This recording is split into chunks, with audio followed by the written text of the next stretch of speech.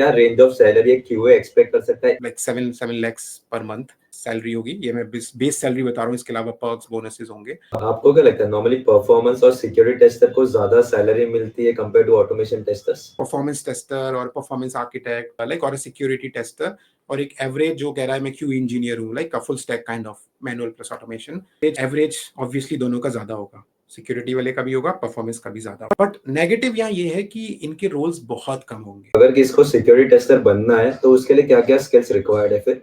Scripting इतनी important नहीं है आज की डेट में। स्टिल बहुत सारे पेन टेस्टर्स हैं जो बहुत हाईली पेड हैं और जो लाइक बग बाउंटीज होते हैं, आपको पता होगा। अगर आज की डेट में आप फेसबुक में कोई वल्नरेबिलिटी निकाल लो, you can earn up to $40,000-50,000। तो आप ये बता सकते हो क्या कि परफॉर्मेंस टेस्टिंग होता क्या है? लेकिन परफॉर्मेंस आपका जॉब खा सकता है, राइट? आपने सर्टिफाई किया, ऑल गुड, हाँ जाओ, और वो फट गया, आपका like your job is on the line, आपको कोई नहीं बचा सकता। तो ये भी लोगों को पता होना चाहिए, परफॉर्मेंस टेस्टिंग में जाने से पहले आपकी जॉब खा सकता है। तो आप ये बता सकते हो क्या कि सिक्योरिटी टेस्टिंग होता क्या है? तो आपने देखा होगा, आप अपने ब्राउजर में कंटिन्यूसली जीमेल में लॉगिन रहते हो, राइट? आप कभी भी दोबारा लॉगिन नहीं करते। मान लो आपने थोड़ी देर के लिए किसी बंदे को दिया, राइट, और उसने आपकी कुकी स्टील कर ली, तो आपको लगेगा आपका पासवर्ड थोड़ी दिया आपने, उसका जीमेल यूज किया और थोड़ी देर के लिए आप चलेगा, वो आपकी कुकीज सेशन कुकीज स्टील करके ले जाएगा।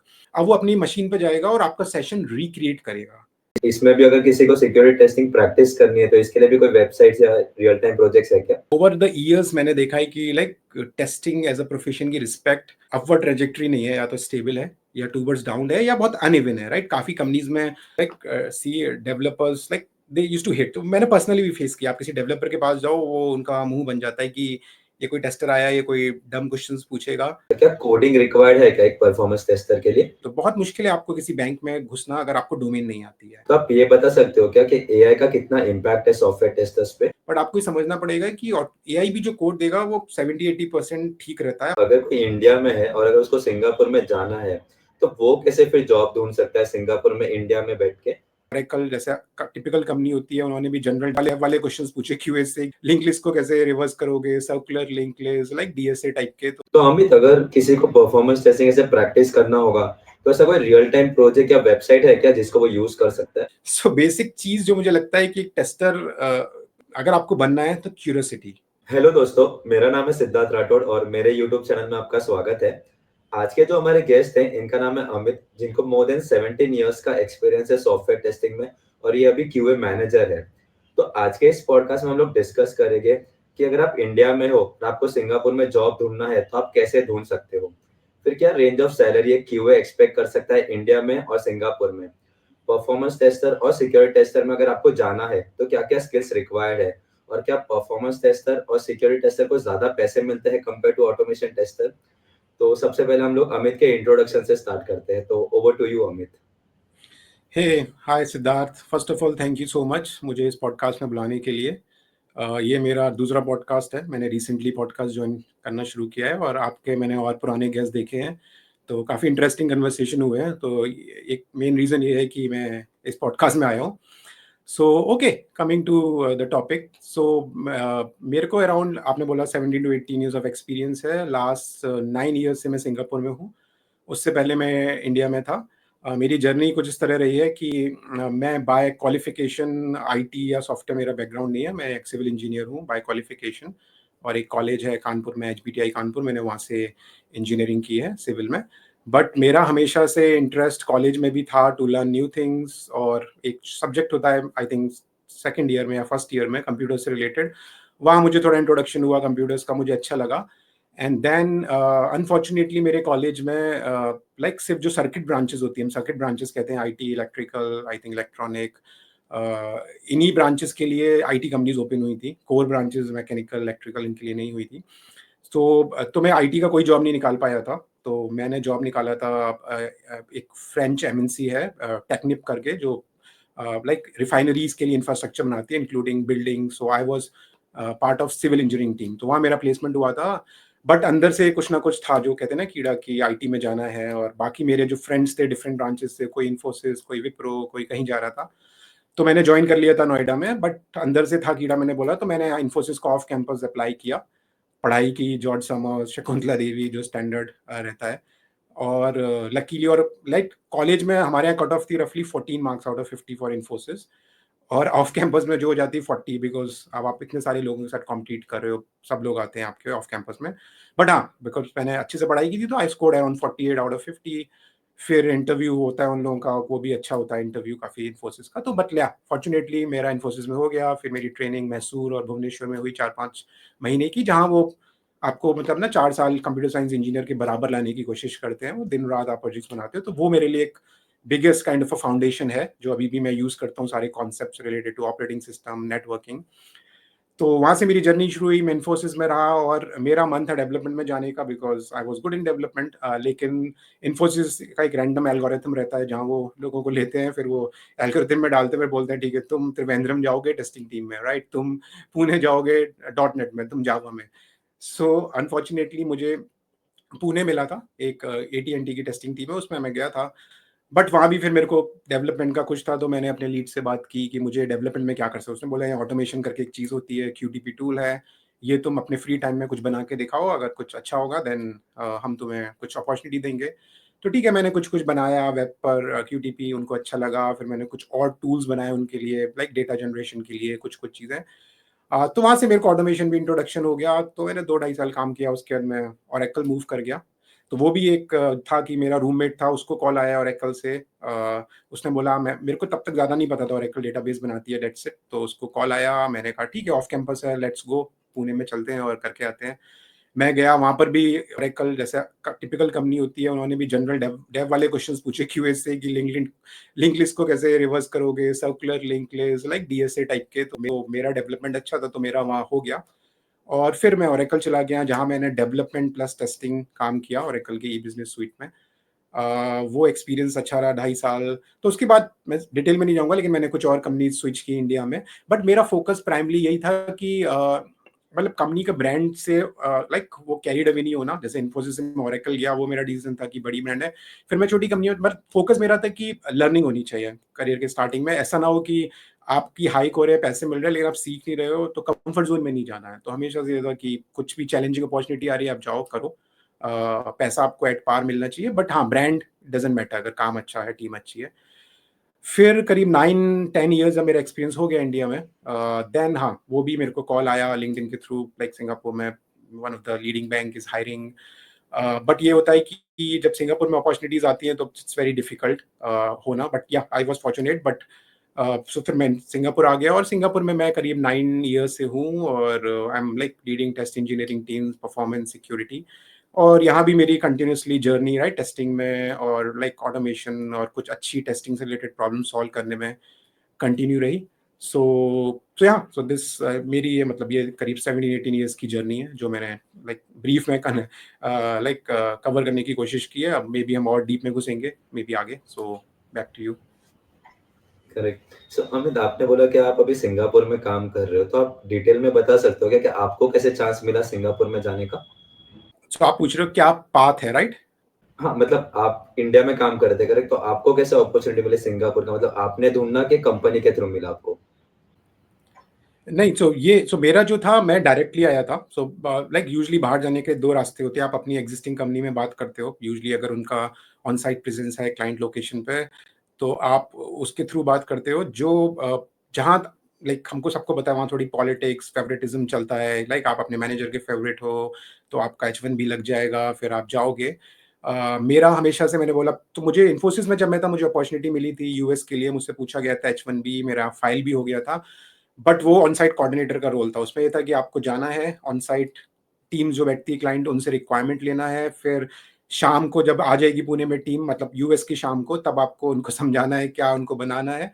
बट वो पूरा एक kind of like client facing role था, कोई टेक्नोलॉजी नहीं। तो जब तक मेरा वीजा का उस टाइम लॉटरी सिस्टम होता था, वो रिजल्ट आता, मैं छोड़ दिया था। मैं ओरेकल चला गया था, क्योंकि मुझे ऐसा रोल नहीं करना था। तो मतलब ऑन साइट, तो इसलिए मैंने मतलब पहले 10 साल कोई ट्राई नहीं किया कि मुझे मतलब ना ऑन साइट से ड्राइव नहीं होना है कि ये कंपनी ऑन साइट देगी, ठीक है ये ज्वाइन कर लेते हैं, या ये वाला काम ले लेते हैं, इससे मुझे ऑन साइट मिल जाएगा। मतलब मैंने हमेशा अच्छे काम को फॉलो किया। और शायद मेरा अच्छा काम देख कर ही लिंक्डइन में डायरेक्टली मुझे कॉल आया था। पहले मेरे को बैंक से डायरेक्टली नहीं आया था, एक वेंडर था। तो पहले मैं एज अ कॉन्ट्रैक्टर आया था फर्स्ट ईयर। तो उन्होंने बोला था आप बैंक के लिए काम करोगे, ये सैलरी होगी, other terms and condition. But जो बीच में कंपनी थी वो छोटी थी, राइट, वो बहुत नोन कंपनी नहीं थी। तो मेरे लिए थोड़ा डायलेमा था बट मेरे को लगा ठीक है ट्राई करते हैं, अगर काम अच्छा है, वो काम बहुत अच्छा था, वो फ्रेश एक टेस्टिंग टीम बना रहे थे जहाँ फ्रेश माइंड्स हायर कर रहे थे। एक उन्होंने डेव मैनेजर को एज अ टेस्टिंग हेड बना दिया था, जो तो मतलब ना पूरा वेंडर प्रोडक्ट से दूर रिकॉर्ड प्ले, एक नई डेवलपमेंट अप्रोच लाना चाहते थे ऑटोमेशन में। तो मैं आ गया, लेकिन फॉर्चुनेटली 1 साल मैंने वहाँ काम किया, अच्छा परफॉर्म किया, तो उन लोगों ने मुझे like as a perm employ convert कर लिया। तो हाँ, तो मेरा मतलब ऐसा कुछ पाथ नहीं था, इट्स इट्स अ कोइंसिडेंस। मुझे कॉल आया लिंक्डइन से, मैंने इंटरव्यू दिया, इंटरव्यू अच्छा था, डेवलपर्स ने इंटरव्यू लिया, टेस्टर्स ने लिया। मुझे लगा ये काम अच्छा है, प्लस पूरे बैंकिंग का जो ऑटोमेशन था उसको रिवैम्प करना था स्क्रैच से, ग्रीनफील्ड प्रोजेक्ट।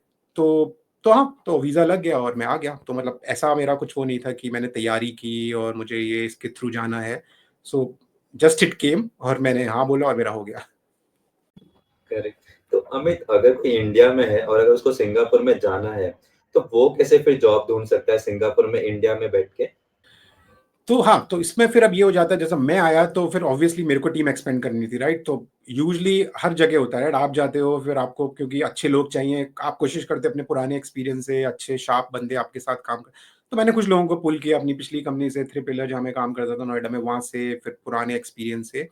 सो एक तरीका ये होता है कि ठीक है, आपका कोई एक्स मैनेजर था या आपका कोई लीड रहा है, वो कहीं गया है और आप अच्छा काम करते थे, आपकी रेपो अच्छी थी, तो वो आपको बहुत ईज़िली पुल कर सकता है। तो जो मेरे और जूनियर्स आए, मेरे को जॉइन किया उन्होंने, वो उनके लिए ईज़ी जर्नी हो गई क्योंकि मैंने उनसे डायरेक्टली रीच किया कि हम लोग कुछ ये काम कर रहे हैं, would you like to come? उन्होंने कहा ठीक है, उनको फिर मैंने बताया तैयारी करनी पड़ेगी, बहुत अच्छा स्टैंडर्ड है, तो उन्होंने तैयारी की और वो हो गया। बट आपका कोई कॉन्ट्रैक्ट नहीं है, लाइक कोई कॉन्टैक्ट नहीं है, आप डायरेक्टली। सो उसके तरीके यही कहूँगा मैं कि आप पहले so Singapore is a hub of banking, right? So अगर आप बैंकिंग में हो तो आपके लिए ईज़ी है। तो आप इंडिया में RBS, Wells Fargo, like Goldman सैक्स, आपके आपके पास टेक्नोलॉजी प्लस बैंकिंग डोमेन भी एक्सपीरियंस है, अच्छी इंटरनेशनल बैंक में, तो वो एक हाइलाइट हो जाता है, रिक्रूटर्स की नज़र में आपको पिक कर लेते हैं। बट प्रॉब्लम ये है कि जो सिंगापुर के रिक्रूटर्स हैं, वो जब इंडिया में, अगर वो सोचती भी कि इंडिया से सोर्स करते हैं कुछ अच्छे लोग, तो वो जब जाते हैं नौकरी या किसी वेबसाइट में, तो it's a ocean of candidates, right? So वहाँ वो भी ओवरवेल्म हो जाते हैं कि किसको लें किसको नहीं लें, तो फिर वो यूजली लिंक्डइन से हंट करते हैं। ठीक है, तो वहाँ जैसे मेरा हाईलाइट्स ये हुआ होगा, जो मुझे लगता है बाद में मैं इंट्रोस्पेक्ट किया कि मैं ब्लॉगर था, राइट? तो मैं अपनी threepillar.com में जिस कंपनी में काम करता था, वहाँ मैं ब्लॉग्स लिखता था। मैं सिलेनियम कॉन्फ्रेंस में गया था, मैंने उसका पूरा ब्लॉग लिखा था। मैं मीटअप्स करता था। तो नोएडा में जो पहली एपीएम की मीटअप हुई थी, वो मैंने होस्ट की थी। I was the like initiator, वहाँ काफ़ी लोगों को बुलाया। तो मतलब तो उन्होंने लिखा होगा कि लाइक नोएडा या बैंगलोर डिफरेंट, तो लिंक्डइन में जो भी उन्होंने कीवर्ड डाला होगा, तो मेरा शायद टॉप 2-3 पेजेस में प्रोफाइल आ गया होगा। उन्होंने फिर सबको इन मेल भेजा होगा। तो एक तरीका ये है कि if you want to come in like recruiters eyes और इन देयर अटेंशन, आप अपना ब्रांडिंग पे वर्क करो। लाइक कोई अगर आपको लिंक्डइन में सर्च करे कि like 10 years plus like automation lead with whatever Java APM like play right, and वो कीवर्ड डाले, तो आप फर्स्ट 2-3 पेजेस में आ जाओ लिंक्डइन में। सो विच मींस आपकी लिंक्डइन प्रेजेंस अच्छी होनी चाहिए थी, जो मैं हमेशा से थोड़ा वर्क करता था स्टार्टिंग में। दूसरा तरीका ये, अगर ये नहीं है, तो यहाँ कुछ वेबसाइट्स हैं, जैसे एक इंडीड .com है, ई फाइनेंशियल करियर्स करके है, और बाकी आप लिंक्डइन पे भी जॉब्स में जाके आप देख सकते हो। एंड देन आपको फिर जैसे टिपिकल होता है, आपको कोल्ड ईमेल्स भेजने पड़ेंगे। आप वो भी एक काफ़ी लोगों को मैंने देखा ऐसे आए हैं। आप हायरिंग मैनेजर देखो, रिक्रूटर को देखो और अपना एक वैल्यू प्रपोजिशन प्रेजेंट करो। आप ईमेल नहीं है तो ईमेल खरीद लो या कुछ आई थिंक ट्रायल ले लो आप लिंक्डइन का। डायरेक्टली आप रीच करो कोल्ड ईमेल रिक्रूटर को, और अपना एक पूरा उसको मतलब ना बताओ कि like why why they should hire you, आपका क्या है, एक वैलिड रीजन दो, एक अच्छा केस बनाओगे, people will listen. I have seen people like, लोग हेजिटेट करते हैं, कोल्ड मेल कुछ नहीं होता, उन लोगों के पास हजारों जाते हैं, but yeah it matters. So you have to try like every single thing. So वो आप ट्राई करो। आपकी जो मैंने वेबसाइट्स बताई लाइक जॉब्स हंटिंग की, उस पर ट्राई करो, एंड देन कंटिन्यूसली अप्लाइंग। बाकी अपने फ्रेंड्स के थ्रू देखो, अगर आपका कोई लिंक्डइन कनेक्शन है जो वहाँ काम करता है, उसको बोलो वो रेफर करे आपको। तो कई बार रेफरल्स की वैल्यू हो जाती है, अगर किसी एम्प्लॉय ने रेफर किया है तो डेफिनेटली आपको कॉल आएगी एटलीस्ट। सो ये 2-3 तरीके हैं जो मैंने बताई कि लाइक बैंकिंग में हो तो आपके चांसेस काफ़ी अच्छे हैं, बैंकिंग प्लस टेक्नोलॉजी, या फिर क्रिप्टो, फिनटेक, ये काफ़ी हॉट मार्केट है यहाँ पर। और जो मैंने टेक्निक्स बताई, like those are the like वो एक अच्छे तरीके हैं कि अगर आपको पहले ना एटलीस्ट इंटरव्यू तक पहुँचना है आपको सिंगापुर के किसी जॉब के लिए। करेक्ट। तो अमित, आपने क्योंकि इंडिया में भी काम किया है और सिंगापुर में भी काम किया है, तो आप ये बता सकते हो कि क्या डिफरेंस है इंडिया में काम करने का और सिंगापुर में काम करने का? ओके, सो अगर मतलब ठीक है, मैं 2 आपको इसमें पॉइंट ऑफ व्यू देता हूँ। पहला पॉइंट ऑफ व्यू, अगर आप बहुत पैशनेट हो अपने करियर को लेके, राइट? तो मेरे साथ हमेशा था कि मुझे ना टेक्निकल प्रॉब्लम सॉल्व करना अच्छा लगता है, चाहे वो डेव की हो या डेवऑप्स की या टूलिंग की हो या टेस्टिंग की हो। मतलब मुझे एक सेंस ऑफ फुलफिलमेंट आता है जब मैं सोने जाता हूँ कि आज मैंने दिन में एक अच्छी प्रॉब्लम थी, उसको और लोगों के साथ मिलके हमने बेस्ट मतलब अपनी बेस्ट कैपेबिलिटीज़ को यूज़ करके हमने एक बेस्ट सॉल्यूशन डिज़ाइन किया और वो फिर वर्क किया, राइट? तो अगर आप जैसे थ्री इडियट्स में एक लाइन है, राइट? आप अगर एक्सीलेंस के पीछे भागोगे तो अपने आप सक्सेस मिलेगी, राइट? तो अगर आप वो पर्सन हो तो ठीक है, आप काम करते रहो। मैंने और काफी एग्जाम्पल है, मेरे फ्रेंड्स हैं कि जो उन्होंने ऑन साइट के पीछे नहीं भागे, वो काम करते रहे इंडिया में, कोई मशीन लर्निंग में करा है, फिर पता चला उसको मेटा ने आपको ना देख लिया आपका काम लिंक्डइन पे, गिटहब पर, और उन्होंने सीधे इंटरव्यू के लिए कॉल किया और they move to London, US, Singapore.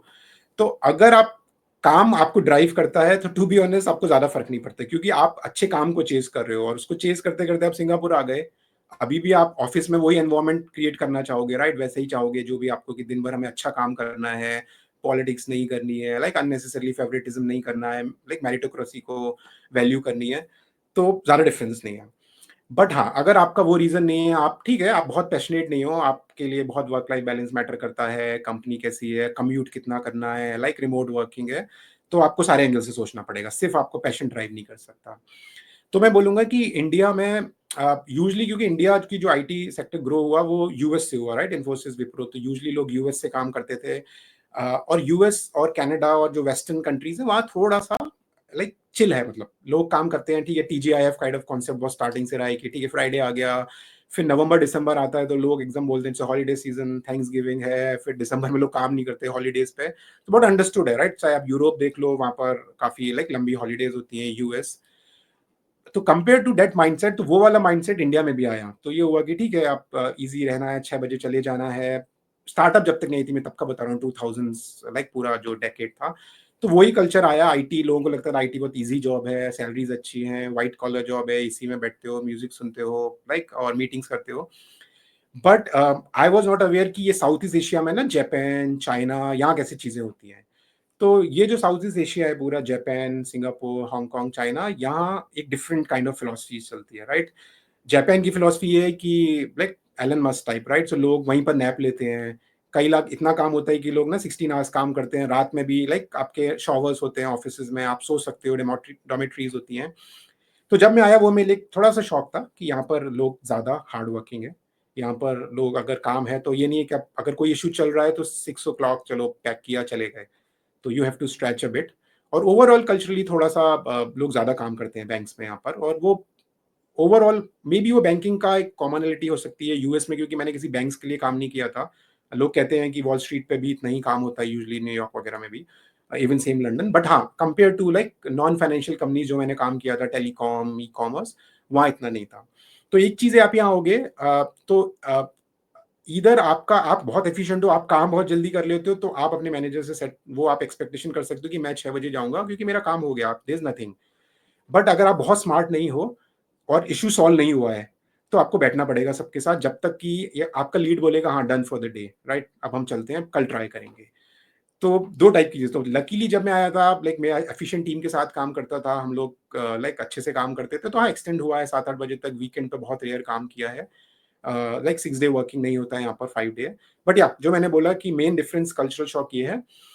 दूसरा सिंगापुर की चीज ये है कि ये बहुत छोटा जॉब मार्केट है, राइट? तो अगर मैं आपको एक साइज का आइडिया दूं कि सिंगापुर इज लाइक जितना एनसीआर या का मार्केट होगा उतना बड़ा सिंगापुर का मार्केट है, राइट? यहाँ 60 लाख पॉपुलेशन है। लाइक अपॉर्चुनिटीज, लाइक जितना एनसीआर या बेंगलोर की 1/3 आप बोल सकते हो, उतनी अपॉर्चुनिटी है। तो आपको उसी सर्कल में मूव करना है, राइट? तो कम लाइक इंडिया में होता है, आप नोएडा में अच्छा नहीं मिल रहा, आप गुड़गांव चले जाओ, Pune, like Mumbai, Bangalore, so many. But यहाँ पर अगर आपने 2-3 इंटरव्यूज खराब कर लिए, अपनी रेपुटेशन खराब अर्न कर ली है, तो बहुत छोटा सर्कल है, सब एक दूसरे को जानते हैं, आपके लिए बहुत मुश्किल होगा जॉब स्विच करना। तो यहाँ मेजोरिटी जॉब ऐसी होते हैं कि आप कहीं जाते हो, फिर आपको जॉब स्विच करना, आपका कोई लीड या एक्स एम्प्लॉय कहीं गया होता है, आप उसको बोलते हो I am looking for a job, फिर वो देखता है अपने मैनेजर से कि एक बंदा है मेरे साथ काम किया है, तो नेटवर्किंग से ही जॉब्स शिफ्ट होते हैं। तो ये एक अच्छी चीज भी है, नेगेटिव चीज भी है। अगर आप बहुत अच्छे परफॉर्मर नहीं हो तो आपको ना, क्योंकि सब जानते हैं कि वो बहुत अच्छा नहीं है, तो कोई नहीं लेगा आपको। तीसरी चीज ये है कि salary difference, right? So obviously, like Singapore right now, it's roughly 60 to 63, like one ICD is 63 INR. Plus India में अब बोनस का कल्चर आया जो यहाँ सिंगापुर में हमेशा से रहा है बैंक्स में, राइट? तो आपका लाइक एनुअल कॉम्पेंसेशन का 20-30% बोनस होता है आपका कंपोनेंट, जो आपकी परफॉर्मेंस पे डिपेंड करता है। तो ऑब्वियसली जो आपके ओकेआर्स थे वो आपने मीट किए, तो वो एक अच्छा चंक होता है, 20-30% आपको एंड ऑफ द ईयर मिलता है। जो आपको 100% मिलता है अगर आपने जो बोला था वो कर दिया और आपने कुछ एक्सेप्शनल किया, तो वो 200% भी हो सकता है, 150%। तो अच्छा सब्सटेंशियल अमाउंट मिलता है। तो ऑब्वियसली जो आप एक्स अमाउंट जो आप सेव कर रहे हो इंडिया में, वो एक्स, जैसे आप 20% ऑफ योर सेविंग है आपकी इंडिया की सैलरी से, और यहाँ भी 20% है, वो 20% बड़ा अमाउंट हो जाता है। So you can end up like having decent savings if you are working in Singapore. और मेन डिफरेंस ये है कि सिंगापुर यहाँ से सिर्फ लाइक चेन्नई से 3 आवर्स फ्लाइट है, दिल्ली से 5 आवर्स फ्लाइट है, और लाइक इट्स रफली अराउंड 10,000 वन वे।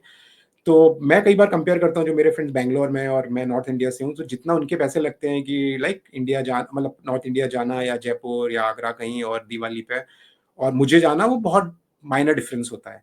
तो एक मतलब दीज आर द फैक्टर्स कि मैं अभी तक कंटिन्यू कर रहा हूँ, क्योंकि इंडिया में शायद साल में 2-3 चक्कर लगाता हूँ, प्लस सैलरी डिफरेंस है, करेंसी डिफरेंस है, काम अच्छा है, like overall like it's overall मतलब ना काफ़ी एंटरप्रेन्योरशिप को वो किया जाता है यहाँ पर, और टेक फिनटेक कंपनीज हैं। सो या सो ओवरऑल लाइक मैं मतलब ये वाला पर्सपेक्टिव देना चाहूंगा अगर एनीबडी ट्राइंग, कि सो दैट मतलब वो सब इन्फॉर्म्ड रहें कि अगर यहाँ जा रहे हैं तो उनके लिए शॉक ना हो कि मतलब व्हाट दे आर एक्सपेक्टिंग, अगर आप सिंगापुर टारगेट कर रहे हो तो। करेक्ट। तो अमित, आपने अभी सैलरी की बात की, तो आप ये बता सकते हो क्या कि क्या रेंज ऑफ सैलरी एक क्यूए एक्सपेक्ट कर सकता है इंडिया में वर्सेस सिंगापुर में? ओके, तो मैं एक लाइक बेस एक एग्जांपल लेते हैं, 9-10 साल एक्सपीरियंस लाइक कोई है, लेट्स से। और टू बी ऑनेस्ट मतलब we need to live with this thing कि ऑटोमेशन के बिना सैलरीज फेच करना बहुत मुश्किल है, चाहे आप ज्वाइन करने के बाद ना करो। बट अगर आप बोलते हो मैं एक लाइक टेस्टर हूँ जो टेक्निकल नहीं है, मुझे ऑटोमेशन नहीं आता, तो सिंगापुर आना मुश्किल है, टू बी ऑनेस्ट, राइट? क्योंकि वो एक निश स्किल है जिसके लिए ही वो बाहर से लोग देखते हैं। तो अगर हम एक मानते हैं कि 9-10 ईयर्स एक कोई प्रोफेशनल है जो ऑटोमेशन भी जानता है, फंक्शनल भी है, लाइक एक टिपिकल लाइक क्यूए लीड या भी स्टाफ क्यू इंजीनियर टाइप है, जिसको टेस्टिंग भी आती है, ऑटोमेशन भी आता है, और इंडिया में लेट्स अज्यूम वो 20 लाख 20-25 लाख की सैलरी पर है, किसी डिसेंट कंपनी में like as a module lead या एक लीड है।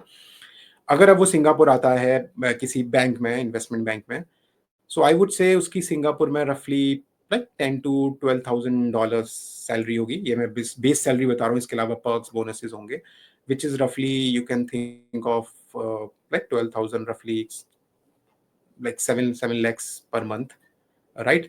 अनदर डिफरेंस इंडिया में, राइट, अब taxes usually you know, right, अभी थोड़ा चेंज हुआ है, बट हाँ अगर आप 25-30 lakhs में आप हो तो आपको you will and up on an average आप 18-20-22% तक टैक्स देना पड़ेगा आपको, राइट? क्योंकि जो हाईएस्ट स्लैब है उसमें 30% होता है।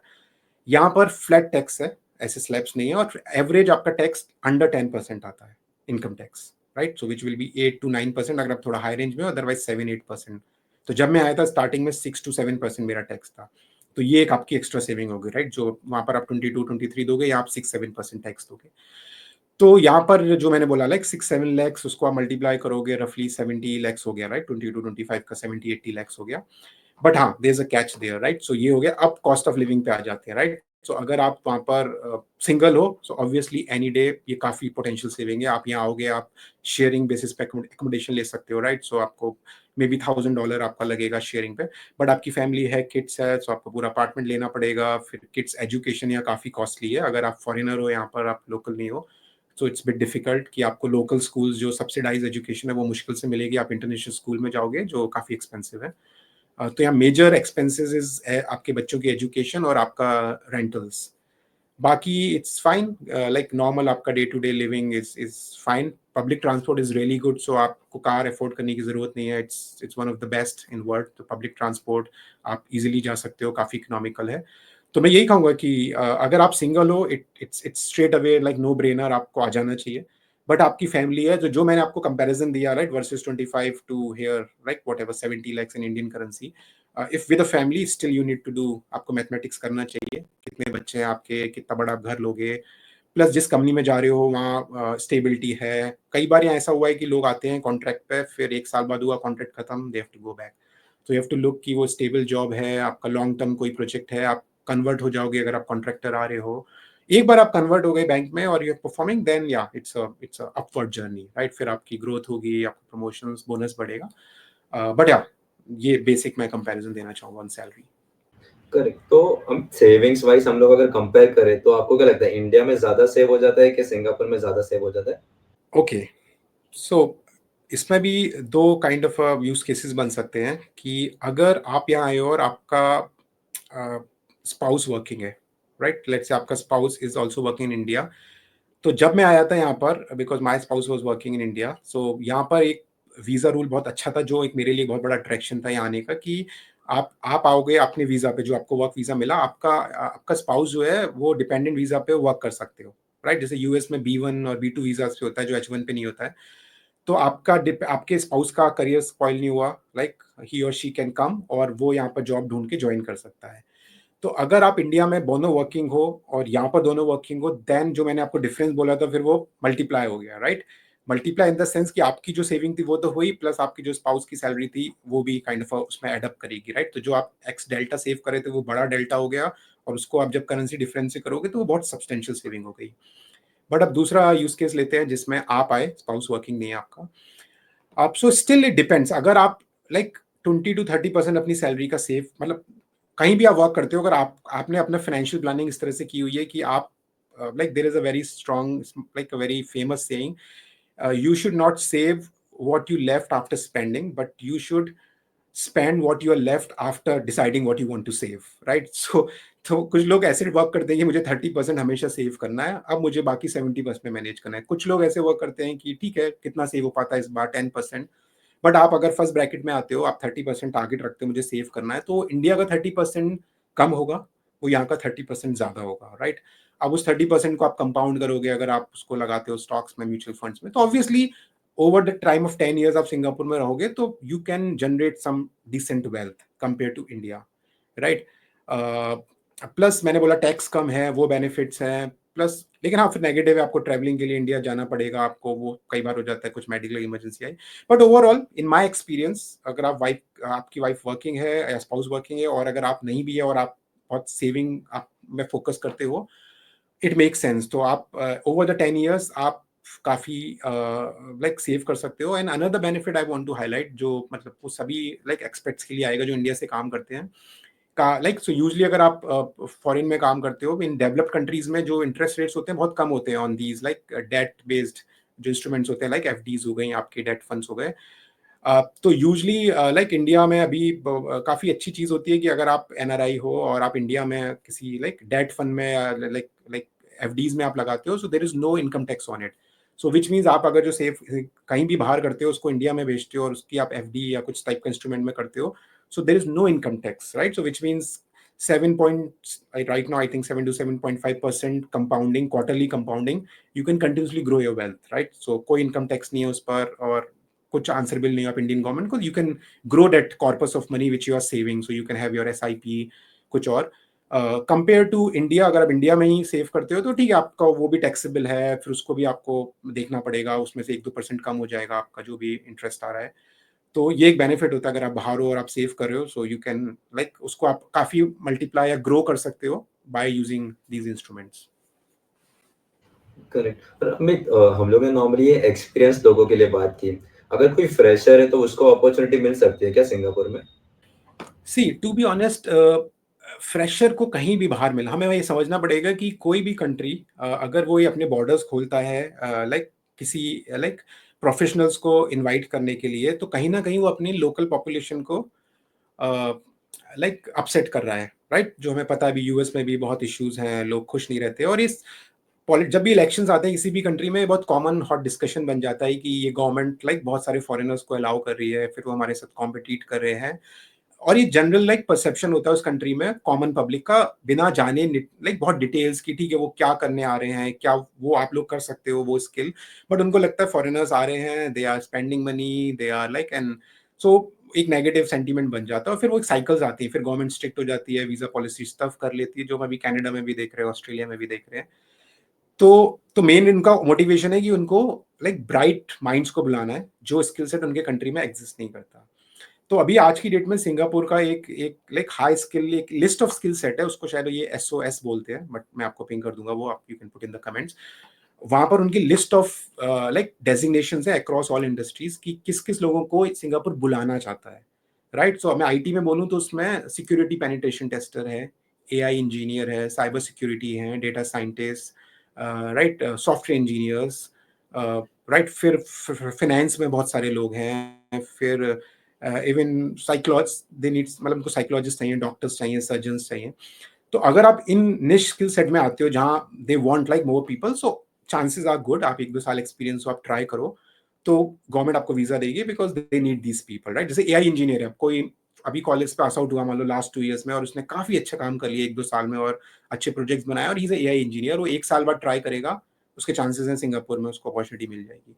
बट आप बोलोगे कोई QA इंजीनियर है 1 साल पे, तो वो नहीं बुलाएंगे, वो बोलेंगे कि आप 1 साल वाले को हम क्यों बुलाएंगे, मतलब क्योंकि उनको आंसर करना है अपनी पॉपुलेशन, क्योंकि हमने एक 10 साल 11 साल एक सीनियर बंदे को बुलाया जिसकी सैलरी इतनी ज्यादा है और वो ये काम करेगा, तो कम लोग वो जस्टिफाई कर पाएंगे कि हमने इतने सीनियर लोगों को क्यों बुलाया, क्योंकि जब वो सैलरी भी देखेंगे वो कहेंगे हाँ इतनी सैलरी मींस लाइक वो बंदा सीनियर होगा, इतना एक्सपीरियंस है, किस यूनिवर्सिटी से हो। तो अभी इनके इमिग्रेशन प्रोग्राम में, वीजा प्रोग्राम में, मतलब ना एक पॉइंट्स बेस्ड सिस्टम है, जहाँ आप IIT से हो, अच्छे कॉलेजेस से हो, उसके पॉइंट्स अलग हैं, राइट। आप अननोन कॉलेजेस से हो जो उनकी लिस्ट में नहीं है, उसके पॉइंट्स बहुत, तो मतलब वो उनको दिखाना है कि मतलब you are highly qualified, you are highly experience, आप अच्छी सैलरी पे आए हो, राइट। सो दैट आप कॉम्पीट नहीं कर रहे हो लोकल से, आप यहाँ की इकोनॉमी में कंट्रीब्यूट कर रहे हो, सो दैट यहाँ ज्यादा जॉब्स क्रिएट हो, ग्रोथ हो और लोकल्स को भी फायदा हो। सो वो narrative they try to sell. So I hope आपको आंसर मिल गया होगा कि फ्रेशर आ सकता है प्रोवाइडेड आप उन निश स्किल सेट में हो, अदरवाइज आई विल से आप थोड़ा वेट करो, थोड़ा अपनी फाउंडेशन स्ट्रांग करो, थोड़ी सीनियोरिटी लाओ जिससे आपकी सैलरी एक ब्रैकेट में आ जाए, फिर आपके लिए काफी इजी होगा रिलोकेट होना। करेक्ट, मतलब अगर आप फ्रेशर हो सिंगापुर में जाना है तो उधर क्या डिमांड में है, उस पर थोड़े साल काम करो इंडिया में और फिर आप सिंगापुर चले जाओ तो एक बेटर अपॉर्चुनिटी मिल जाएगी आपको। ये चीज एक्चुअली सब पर ट्रू है, नॉट जस्ट सिंगापुर। जैसे मैंने बोला था ऑन साइट लोग जाते हैं लाइक कंपनी के थ्रू, मैंने काफी लोगों को देखा है कि वो ऑन साइट गए, मतलब मेरे काफी फ्रेंड्स, काफी एग्जांपल्स हैं मतलब मेरे सामने, जो बहुत अर्ली स्टेज पे चले गए, राइट। फर्स्ट क्योंकि जब मैं पास आउट हुआ था राइट 2000 डेकेड में, 2007-8 के आसपास, उस टाइम ये सब कंपनीज ग्रो हो रही थी, इन्फोसिस, विप्रो, कॉग्निजेंट, तो आपको 1-2 ईयर्स में on site opportunity if you want आपको मिल जाती थी। आप मैनेजर से बोले मुझे वो कहेंगे ठीक है US नहीं है, फिर कनाडा आया, हम तुम्हें लाइक इधर यूरोप भेज देंगे, ऑस्ट्रेलिया भेज देंगे, अब सिंगापुर भी था। और फिर वो, लेकिन वो होता कोऑर्डिनेटर का रोल था, राइट, क्योंकि ऑन साइड वो आपको कोडिंग करने के लिए नहीं बुलाएंगे, वो कहेंगे कि आप आओगे, हमारा आप प्रोजेक्ट का फेस बनोगे, आपकी इंग्लिश अच्छी होनी चाहिए, कम्युनिकेशन डोमेन, फिर आप लोकल अपनी ऑफशोर टीम को बताओगे आपको क्या करना है। ठीक है, वो आ जाते थे, लेकिन फिर एक उनके तलवार रहती थी कि ना रोटेशन होता था कि अगले साल ठीक है वापस आ जाओ, दूसरे बंदे को खुश करना है, या फिर आपने कुछ डिपेंडेंसी भी बना ली है तो अब आप वही डोमेन सीख रहे हो, क्लाइंट का बिजनेस सीख रहे हो, आप टेक्नोलॉजी या जनरल आपकी स्किल ना वीक हो रही है। तो कुछ लोग वहाँ उसी पे चले, ठीक है, कुछ टाइम बाद उनको मे बी ग्रीन कार्ड मिल गया होगा कुछ साल बाद, लेकिन वो अपना करियर को एक एलिवेट, एक वो ट्रेजेक्ट्री नहीं दे पाए, बिकॉज क्योंकि वो उस क्लाइंट का या वो नेचर ऑफ बिजनेस में ही वर्क कर रहे थे। अब उनके लिए वो उस, जैसे कोई SAP में गया था, कोई ओरेकल में गया था, कोई कहता था मैं राइट किसी लाइक सेल्स फोर्स पे काम करता हूँ, कोई कुछ और कर रहा है, टेलीकॉम का कोई सॉफ्टवेयर, तो फिर वही उनका स्किल बन गया, क्योंकि वो 7-8 साल से वो एक ही प्रोडक्ट पे काम कर रहे थे। अब वो स्विच भी कर सकते हैं ग्रीन कार्ड, लेकिन उनका करियर कहीं ना कहीं हैम्पर हो गया। अब वो कहते हैं कि ठीक है, I am a Salesforce consultant, मुझे कोई और जॉब दो। वो जनरल अपने आप को एज अ टेक्नोलॉजिस्ट नहीं बेच सकते कि मैं टेक्नोलॉजिस्ट हूँ, मैंने 10 डिफरेंट चीजों पे काम किया है। तो बहुत नैरो डाउन कर लिया उन्होंने इससे। लेकिन ठीक है, वो ऑन साइट पहुंच गए और उनका मिशन था कि मुझे सिर्फ एक कंट्री में पहुंचना है, वहां पर सेटल होना है, परमानेंट रेजिडेंसी लेनी है और रेस्ट ऑफ द लाइफ। ठीक है, बट आपको अगर बैलेंस रखना है कि मुझे काम भी अच्छा करना है लेकिन मुझे बाहर भी रहना है, तो जो आपने बोला, पहले आप अपनी फाउंडेशन बना लो और फिर आप ऑन साइड वाला रूट मत लो, आप फाउंडेशन बनाओ, अच्छी स्किल बना लो, सीनियोरिटी ले लो, फिर आप ट्राई करो दुबई, सिंगापुर, ऑस्ट्रेलिया, कनाडा, अपने आप से ट्राई करो अपॉर्चुनिटीज। मे बी आप PR भी ट्राई कर सकते हो directly, you can apply for PR। और फिर अगर आप वहां जाओगे 10 साल बाद, देन आपको वो एक डिसएडवांटेज नहीं मिलेगा कि आप दूसरे कंट्री आए हो नए मार्केट में। आप जैसे इंडिया में ग्रो कर रहे थे, आप वही ट्रेजेक्ट्री उस कंट्री में भी कंटिन्यू कर सकते हो, क्योंकि अब आपका ना बहुत वाइड स्किल सेट है, आप काफी सीनियर हो गए हो, आपको कम्युनिकेशन अच्छा है, आपकी नेटवर्किंग अच्छी है, so you can continue that growth. So that's the thing. कर मतलब घाई मत करो, आराम से मिल जाएगा वैसे। गाय किसी भी चीज में अच्छी नहीं रहती। करेक्ट। तो अमित, आप ये बता सकते हो क्या कि सिंगापुर में इंटरव्यूज बेसिकली कैसे कंडक्ट होते हैं? ओके, सो तो बैंकिंग जो है, बैंकिंग में यूजली डोमेन की बहुत वैल्यू होती है, क्योंकि मैं जब आया था, मैं फाइनेंशियल, सो बैंकिंग हम लोगों को जो डिवाइड करते हैं, कोर बैंकिंग होती है जो हम यूजली बैंक करते हैं, राइट, अपना deposit product, lending, credit card, payments, वो मेनली कोर बैंकिंग होती है। बाकी इन्वेस्टमेंट बैंकिंग होती है, राइट। अगर आप किसी लाइक इन्वेस्टमेंट बैंकिंग में लाइक इक्विटी हो गया, आप किसी डेरिवेटिव प्रोडक्ट्स में, फ्यूचर्स, ऑप्शंस, राइट, तो आप इसमें हो अगर आप, तो यहाँ डोमेन चाहिए होती है। तो बहुत मुश्किल है आपको किसी बैंक में घुसना अगर आपको डोमेन नहीं आती है। आई वॉज फॉर्चुनेट, इससे पहले मैंने एक मार्केट करके कंपनी थी फाइनेंशियल सर्विसेज, वहाँ मैंने कुछ स्ट्रक्चर प्रोडक्ट्स पे काम किया था, इसलिए मेरे को शायद उनको कॉल आया, फिर उनको लगा कि पिक कर लेगा। बट अगर आपका बैंकिंग जीरो एक्सपीरियंस है तो यहाँ काफी अपॉर्चुनिटीज में आपको कंसिडर नहीं किया जाएगा, क्योंकि आपको कुछ नहीं पता, राइट, कि ट्रेडिंग सिस्टम कैसे काम करता है, राइट, कॉल पुट ऑप्शंस क्या होते हैं, by side, sell side, hedging क्या होती है, राइट, ये सारे प्रोडक्ट्स आपको, commodities like interest rate, options, forex exchange, तो ये होना जरूरी है। बट अगर हम टेक्नोलॉजी नॉन बैंकिंग की बात करें, जैसे कोई यहाँ राइड हेलिंग कंपनी है, जैसे यहाँ पर ग्रैब करके, लाइक उबर और लाइक ओला, या फिर किसी ई कॉमर्स कंपनी में आप यहाँ गूगल, अमेजन ट्राई कर रहे हो, तो मैं कहूँगा ज़्यादा डिफरेंस नहीं है। मतलब जैसे उनका वही लीड कोड काइंड, एक आपका ना कोडिंग, सबसे पहले एक कोडिंग असाइनमेंट वो आपको देते हैं, जो ऑफलाइन हो सकता है। आपको बोलेंगे कोई वेबसाइट है उनकी, राइट, उनका टेस्ट एनवायरनमेंट भी दे देंगे, कहेंगे इसका पूरा एक प्ले राइट में फ्रेमवर्क बना के दो, या इसका एक पूरा लाइक एपीआई पूरा फ्रेमवर्क बना के इसको गिटहब एक्शन से सीआई सीडी करके दो। लाइक और कुछ इंटरेस्टिंग ऐसे होते हैं जो मैंने, मतलब जो भी मैंने इंटरव्यूज दिए लास्ट 10 मिनट्स, मतलब वो आपको पूरा देखते हैं। आपको पहले एक प्रॉब्लम स्टेटमेंट देंगे कि हमारी एक ऐप है, इसमें ये फंक्शनलिटी है, आप पहले इसके टेस्ट केस लिख के दो मेरे को, सारे नेगेटिव। तो मतलब काफी ना होलिस्टिक इंटरव्यू होता है। वो पहले आपसे फर्स्ट राउंड में बोलेंगे टेस्ट केस लिख के दो, सारी कंडीशंस दो, कैसे टेस्ट करोगे, क्या अप्रोच होगी, किस इंटरफेस पे करोगे, कुछ मॉक करोगे, कुछ वर्चुअलाइजेशन करना पड़ेगा, सीआई सीडी यूज करोगे। ये हो गया, आपने टेस्ट केस लिखे से नहीं, अब वो बोलेंगे इसको ऑटोमेट करना है नेक्स्ट असाइनमेंट में। ठीक है, आप एपीआई पे करोगे, यूआई पे करोगे, तो वो ये भी देखते हैं आपका ना जजमेंट। आप बोलोगे नहीं, ये एपीआई पे मैं करना चाहूंगा 80%, 10% यूआई पे, कौन सा फ्रेमवर्क, कौन सी लैंग्वेज, क्यों यूज करोगे।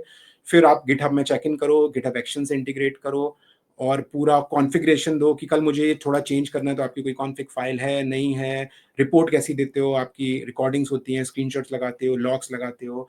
तो मतलब वो पूरा आपको पता चल जाता है कि कोई फेक नहीं कर रहा है, इट्स फुल फ्लेजेड, आपने काम किया है, राइट। तो ये एक असाइनमेंट होता है। उसके बाद फिर आपके इंटरव्यूज होते हैं, जहाँ वो आपका असाइनमेंट खोलेंगे, फिर नेक्स्ट में डिस्कस करेंगे कि ये थोड़ा चेंज करो, आपने ये क्यों चूज किया था, ये क्यों नहीं। और उसके बाद फिर आपका जो भी सीनियर मैनेजर या सीटीओ या जो भी रोल होता है, और फिर सो यूजली मतलब काफी सॉलिड फाउंडेशनली आपको स्ट्रांग देखते हैं। आपकी लाइक जनरल टेस्टिंग स्किल्स और बातें करने वाली स्किल्स कम है, आपका पूरा वो होलिस्टिकली आपको देखेंगे। टेस्टिंग आपको अच्छे से आनी चाहिए और ऑटोमेशन भी आना चाहिए अच्छे से। करेक्ट, मतलब वो लोग असाइनमेंट दे देते, फिर आप आपके टाइम पे कर सकते हो, मतलब कुछ ड्यूरेशन देते होगे, करेक्ट, इतने टाइम में करके दे देना। Usually 1 week. तो जैसे उन्होंने मंडे को आज दे दिया, तो वो बोलते हैं आपको कब चाहिए, आप बोलोगे हाँ आज भेज दो, तो जैसे वो बोलेंगे अब नेक्स्ट मंडे दे दो, जिससे उन्हें पता होगा आपको एक वीकेंड भी मिल जाएगा, क्योंकि लाइक हर कोई काम कर रहा है वीकडेज पे, हर कोई नहीं कर सकता। तो वो, तो एटलीस्ट वो इतना काम होता है कि 1.5 से 2 दिन का काम होता है। तो या तो आप वीकडेज पे 2-2 घंटे दो, या फिर आप वीकेंड पे दो। और यूजली वो प्रॉब्लम्स ऐसी होती है कि वो अपनी कोई एप्लीकेशन देंगे, कोई टेस्ट एनवायरनमेंट दे देंगे आपको, एक्सेस उसका, ऑथेंटिकेशन। मतलब वो ये नहीं होगा कि अमेजन को, Amazon.com को ऑटोमेट कर दो, राइट। तो उसका आपको हो सकता है सॉल्यूशन, या चैट जीपीटी भी दे देगा आपको क्या उसका कोड। वो एक प्रोप्राइटरी एप्लीकेशन होगी, उसकी यूआई बिल्कुल अलग होगी, उसकी एपीआईज अलग होंगी। तो और वो काफी कुछ आपका ये भी देखते हैं कि वो ना, वो डिटेल नहीं देते आपको कि स्पून फीडिंग की जरूरत नहीं पड़ रही वो। क्योंकि मेरे को एक इंटरव्यू में बोला गया था उन्होंने कि हम आपको, हमने इसलिए लाइक किया कि आपने एक भी क्वेश्चन नहीं पूछा, राइट। आपने फिगर आउट कर लिया, हमने कुछ चीजें मिस कर दी थी उसमें जब दिया था कि ये कैसे फिगर आउट करोगे। तो आपने अपने आप एपीआई डॉक्यूमेंटेशन हमारा पढ़ा और आपने फिगर आउट कर लिया कि ये कैसे आप करोगे। तो इसका मतलब आपके अंदर एक ना सेल्फ ड्रिवन हो आप। ये नहीं है कि हर चीज के लिए जाना है डेवलपर या आपके पास। आपने देखा ठीक है, हम उन्होंने बस लिंक दे दिया था कि हमारा डेव लाइक एपीआई डॉक्यूमेंटेशन यहाँ पर है और ये चीज ऐसे करनी है स्टेप्स। बट कुछ चीजें नहीं बताई थी जो मैंने फिगर आउट कर ली। तो ये भी देखते हैं आप सेल्फ ड्रिवन हो, राइट। आप आके खुद से काम शुरू कर दोगे, लग जाओगे, ये नहीं आपको स्पून फीड करना पड़ेगा, बार बार जाओगे किसी अपने लीड के पास। तो 1 वीक में आप बना के दे दो, और फिर वो आपका वो कंपेयर करते हैं कि अगेंस्ट अनदर कैंडिडेट आपका कितना एक्सटेंसिव कोड था, कोड क्वालिटी, आपने यूनिट टेस्ट लिखे थे, या आपने लाइक वही जो मैंने बताया आपको। क्योंकि आप जब आप गिटहब एक्शन से लिंक कर देते हो, तो आपको लास्ट एक्शन दिख जाता है, आपने रन किया था, वहाँ एक रिपोर्ट अटैच थी। तो बहुत ट्रांसपेरेंसी हो जाता है, और आपके बिना भी वो उस गिटहब एक्शन को रन करेंगे, जिसमें आप एक्सेस दोगे उनको एक प्रोजेक्ट में, प्राइवेट प्रोजेक्ट, वो रन करके देख सकते हैं। तो बहुत ब्लैक एंड व्हाइट हो जाता है, ये नहीं कि आपने बोला मेरी मशीन पर रन हो रहा है, वहां रन नहीं हो रहा।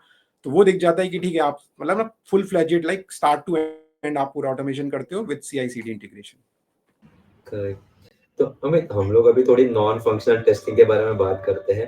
तो आप ये बता सकते हो क्या कि परफॉर्मेंस टेस्टिंग होता क्या है, और अगर आप एक लाइव यूज केस दोगे तो थोड़ा बेटर होगा। ओके। सो जब मेरे को करीब सिक्स, तो मैंने बोला लाइक इन्फोसिस से मैंने शुरू किया था फंक्शनल टेस्टिंग, फिर ऑटोमेशन, लाइक क्यूटीपी, जहाँ पर एक लाइक वीबी स्क्रिप्ट लैंग्वेज यूज होती थी, फिर मैं जावा सेलेनियम। बट मैं इंडिया में लाइक 2000 लाइक 2009-10 की बात होगी, लाइक 6-7 ईयर्स, 6-7 भी नहीं, लाइक 2011-12 की बात होगी शायद। मेरे को 5-6 ईयर्स का एक्सपीरियंस था और मैं एक स्टार्टअप के लिए काम करता था। उससे पहले मुझे परफॉर्मेंस टेस्टिंग जस्ट लाइक आप पढ़ते हो, मुझे लाइव कुछ इनकाउंटर नहीं था।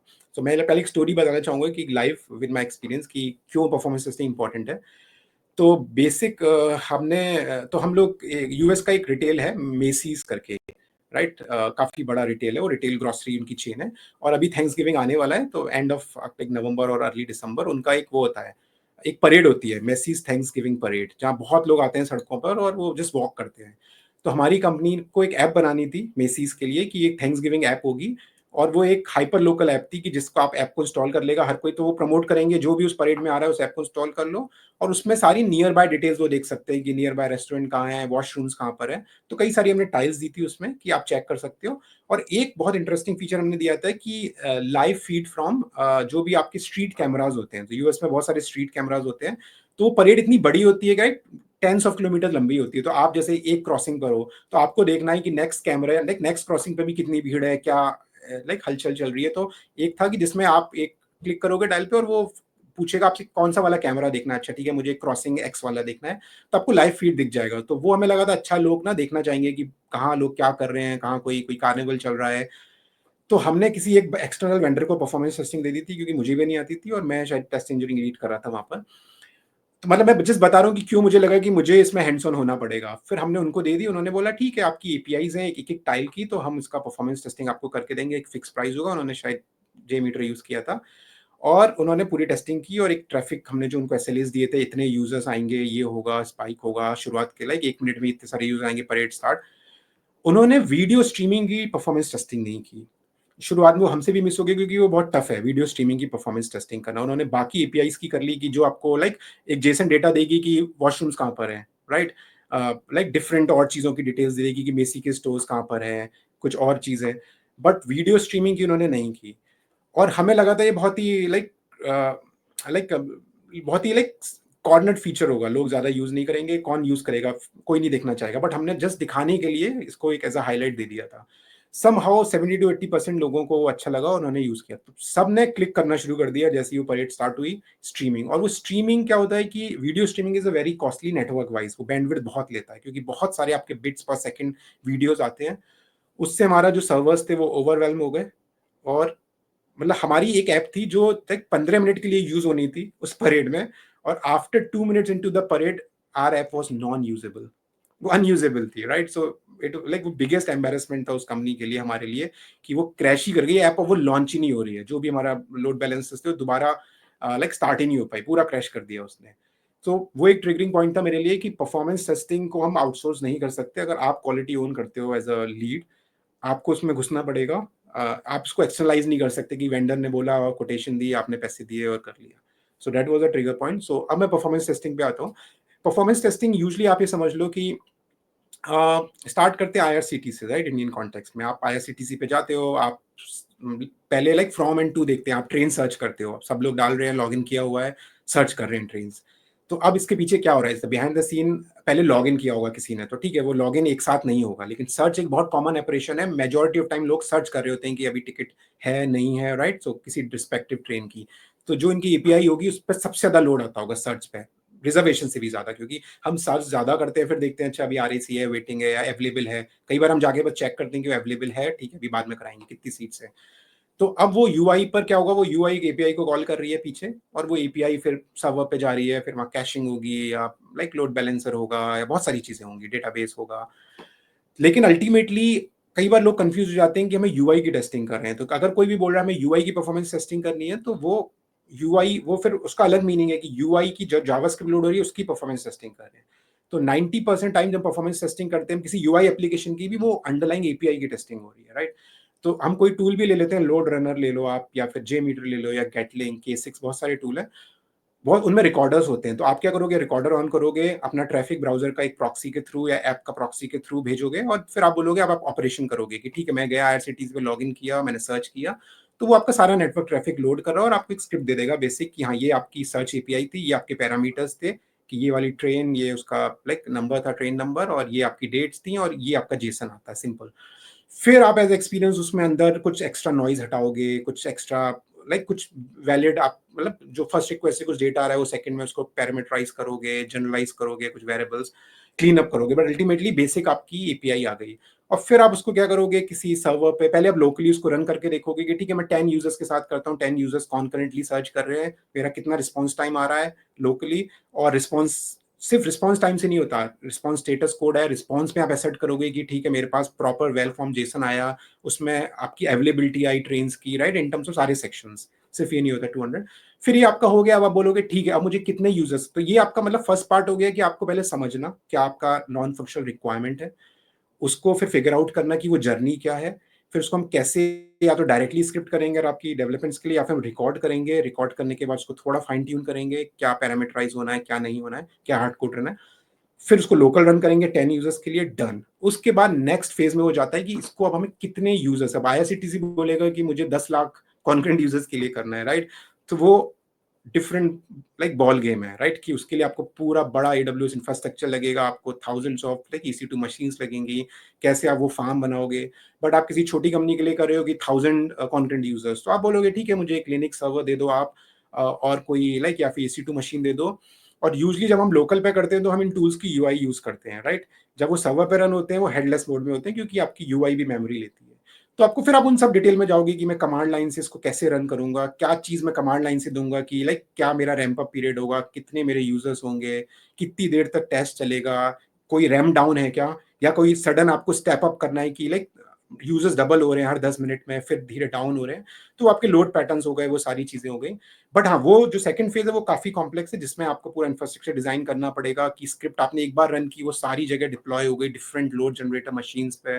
फिर आपको ऑब्जर्वेबिलिटी मॉनिटरिंग लानी पड़ेगी, क्योंकि आप ना पूरे 1 घंटे का रन का वेट नहीं कर सकते कि रन हुई, फिर आपका इतना इंफ्रा कॉस्ट बर्न हो गई, आपका टाइम गया, उसके बाद आपने देखा वो पहले 5 मिनट में ही सब कुछ फटने लगा था, राइट। सो आप वो नहीं कर सकते, तो आपको ऑब्जर्वेबिलिटी मॉनिटरिंग चाहिए। आप डेवऑप्स के साथ वर्क करोगे कि मेरा जो लोड टेस्ट रन हो रहा है, इसके मुझे लाइव मैट्रिक्स पुश करने हैं किसी प्रोमेथियस या किसी इलास्टिक सर्च पे, या जहां मैं मॉनिटर कर पाऊं कि मेरे कितने रिक्वेस्ट पास हो रही है, मेरा एरर रेट क्या है अभी, मेरे क्या रिस्पॉन्स टाइम है। तो ड्यूरिंग द टेस्ट हमें लगता है कि हमारे SLA ब्रीच हो रहे हैं, राइट। ओ सॉरी, हमारा SLA था 1 सेकंड, ये तो 3 सेकंड है। हमारा SLA था लेस देन 1% एरर रेट, अभी तो 10% रिक्वेस्ट फेल हो रही है, राइट। या हमारा ऐसा रेट था कि 100 रिक्वेस्ट या 1000 रिक्वेस्ट पर सेकंड, ये तो बहुत स्लो जा रहा है, ये तो 10 रिक्वेस्ट पर सेकंड चल रहा है अभी। तो हम बस देखते हैं, शट डाउन कर दें, टेस्ट फेल। सो मैं कहूँगा इसको ऑर्केस्ट्रेट करना, एग्जीक्यूट करना एक बहुत कॉम्प्लेक्स टास्क है। आपको डेवऑप्स स्किल्स चाहिए, आपको स्केलिंग लॉस पता होने चाहिए इंफ्रास्ट्रक्चर के, आपको डेवऑप्स टीम के साथ काम करना है, जो कई बार लोग नहीं समझते। लोग बोल देते हैं परफॉर्मेंस टेस्टिंग में मैं चला जाऊंगा, और फिर वहाँ वो स्ट्रगल करते हैं जब उनको बोला जाता है ठीक है आप सर्वर पे रन करो, और फिर वो उनका नाइटमेयर शुरू होते हैं कि कैसे क्या करना है, ये समझ नहीं आ रहा, फट रहा है।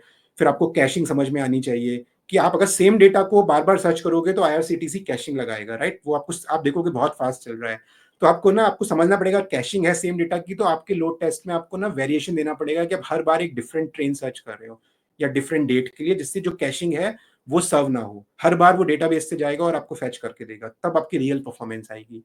तो मतलब ये बहुत माइन्यूट माइन्यूट डिटेल्स हैं, बट मैं यही कहूंगा कि इसमें जो फर्स्ट आपकी जो मेन स्किल्स है, आपकी इंफ्रास्ट्रक्चर स्किल्स आपको बहुत इंपॉर्टेंट। अगर आपको सिस्टम डिजाइन नहीं पसंद है, आपको इंफ्रास्ट्रक्चर्स के बारे में जानना, कितने कंपोनेंट्स हैं, आपको क्यूबरनेटिस नहीं पता है, आपको AWS नहीं पता है, आपको बेसिक मैंने बोला ना स्केलिंग लॉस, कैशिंग क्या होती है, फिर आपका ये रेडिस हो गया या डिफरेंट डिस्ट्रीब्यूटेड कैश, काफका, सोलिस, इन सब में आपका इंटरेस्ट नहीं है, आप चाहते हो मेरे को तो ऑटोमेशन अच्छा लगता है, स्क्रिप्टिंग करना, एपीआई, डोंट गो, राइट। सो वो काफी कॉम्प्लेक्स टास्क है, और यूजली ना हमारा जो काम होता है ना, डायरेक्टली प्रोडक्शन को बहुत सीवियरली इंपैक्ट नहीं करता, टू बी ऑनेस्ट। ठीक है, आपके बग्स जाएंगे, यूजर कंप्लेन करेंगे, कोई बहुत बड़ी चीज नहीं है, ठीक है, वो कंप्लेन करेंगे, आप उसको अगले में पैच करोगे, थोड़ा आपको झाड़ पड़ेगी, चाहे ज्यादा वर्ष के आपकी नौकरी जा सकती है अगर कोई फाइनेंशियल एप्लीकेशन है, कुछ लॉस हो गया, बट बहुत बड़ी इंपैक्ट नहीं है, अनलाइक टू डेवलपर्स, राइट। आपने जैसे हमने वो मैसीज वाला एग्जाम्पल, लेकिन परफॉर्मेंस आपका जॉब खा सकता है, राइट। आपने सर्टिफाई किया, ऑल गुड, हाँ जाओ, और वो फट गया, आपका like your job is on the line,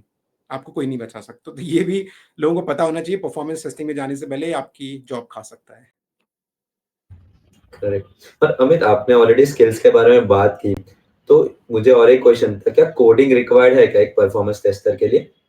सो जब जब ये टूल शुरू हुए थे राइट 2000s में, जब मैंने बोला लोड रनर जो टूल था, उसके बाद वो परफॉर्मेंस सेंटर बन गया मर्करी या एचपी का, उस टाइम तक लाइक क्योंकि ये ना प्रोप्राइटरी टूल्स थे इनकी ना 1000, और ये कैसे चार्ज करते थे, आपको कितने यूजर्स के लिए रन करना है, तो इनका एक होता था कि टूल का लाइसेंस, फिर वो कहते थे कि मुझे 10,000 यूजर्स के लिए, तो कहते थे ओ 10,000 मीन्स आपको 10 लोड जनरेटर लाइसेंसेस, तो जितना बड़ा स्केल उतना आपकी कॉस्ट पड़ेगी।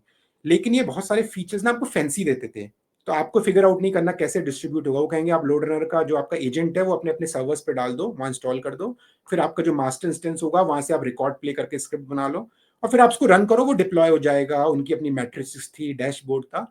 तो काफी मैं कहूंगा स्क्रिप्टिंग इतनी नहीं थी, आपको परफॉर्मेंस के कॉन्सेप्ट पता होने चाहिए सारे, लेकिन स्क्रिप्टिंग नहीं आनी चाहिए। बट पिछले 10 साल में एज यू नो राइट, अब हम लोग बहुत कम प्रोप्राइटरी टूल यूज करते हैं right. Play right, Cypress, selenium से लेके लाइक गैटलिंग, जे मीटर, कोई नहीं यूज कर रहा है। के6, पपेटियर, बहुत सारे लोड टेस्टिंग टूल है। तो विच मीन्स कि अब आपको रेडीमेड कुछ नहीं मिलेगा, आपको एक बेसिक टूल मिलेगा, उसके अलावा आपको सब खुद बिल्ड करना है राइट। तो वो स्किल आपके पास होनी चाहिए, या आपके पास और लोग होने चाहिए, जैसे डेवऑप्स हो गया। तो लेट्स स्टार्ट की जे मीटर से लेते हैं, जे मीटर में ठीक है, फिर भी वो काफी अच्छा टूल है, माना रिकॉर्डिंग हो जाती है। उसकी एक यूआई होती है बहुत अच्छी, उन्होंने लाइक जावा स्विंग्स में बनाई है, और विजार्ड टाइप यूआई है। आपको सारे सैम्पलर्स दिख जाते हैं, फिर उसमें अंदर होता है कि ठीक है आप जेसन पाथ लगा के, एक्स पाथ लगा के एक वैल्यू को एक्सट्रैक्ट कर लो, नेक्स्ट सैम्पलर में उसको पास ऑन कर लो। और कुछ थोड़ी स्क्रिप्टिंग आती है जहां उनके bean shell, pre processor, post processor होते हैं, जहां आपको ना कुछ कॉम्प्लेक्स करना है कि सिर्फ एक्स पाथ या जेसन पाथ से वैल्यू नहीं आएगी, आपको वैल्यू निकालनी है, उस पर कुछ डेट फॉर्मेटिंग करनी है, डेट ट्रांसफॉर्मेशन करना है, फिर उसको किसी नेक्स्ट रिक्वेस्ट में भेजना है। तो वहां उनकी JavaScript type bean shell scripting होती है, वो भी ज्यादा कॉम्प्लेक्स नहीं है। अगर आपको बेसिक जावा स्क्रिप्ट प्रोग्रामिंग या आपको ना लॉजिकल स्किल्स हैं तो आप कर लोगे। बट नाउ जो अब न्यू जनरेशन टूल्स आ रहे हैं, वो रिकॉर्ड और उनकी कोई यूआई नहीं है।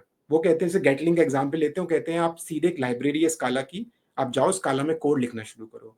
आप के6 लोगे, सीधे कोड लिखना शुरू करो राइट। फिर आप पपेटर लोगे या आर्टिलरी लोगे, उसमें सीधे आप जावास्क्रिप्ट टाइपस्क्रिप्ट में।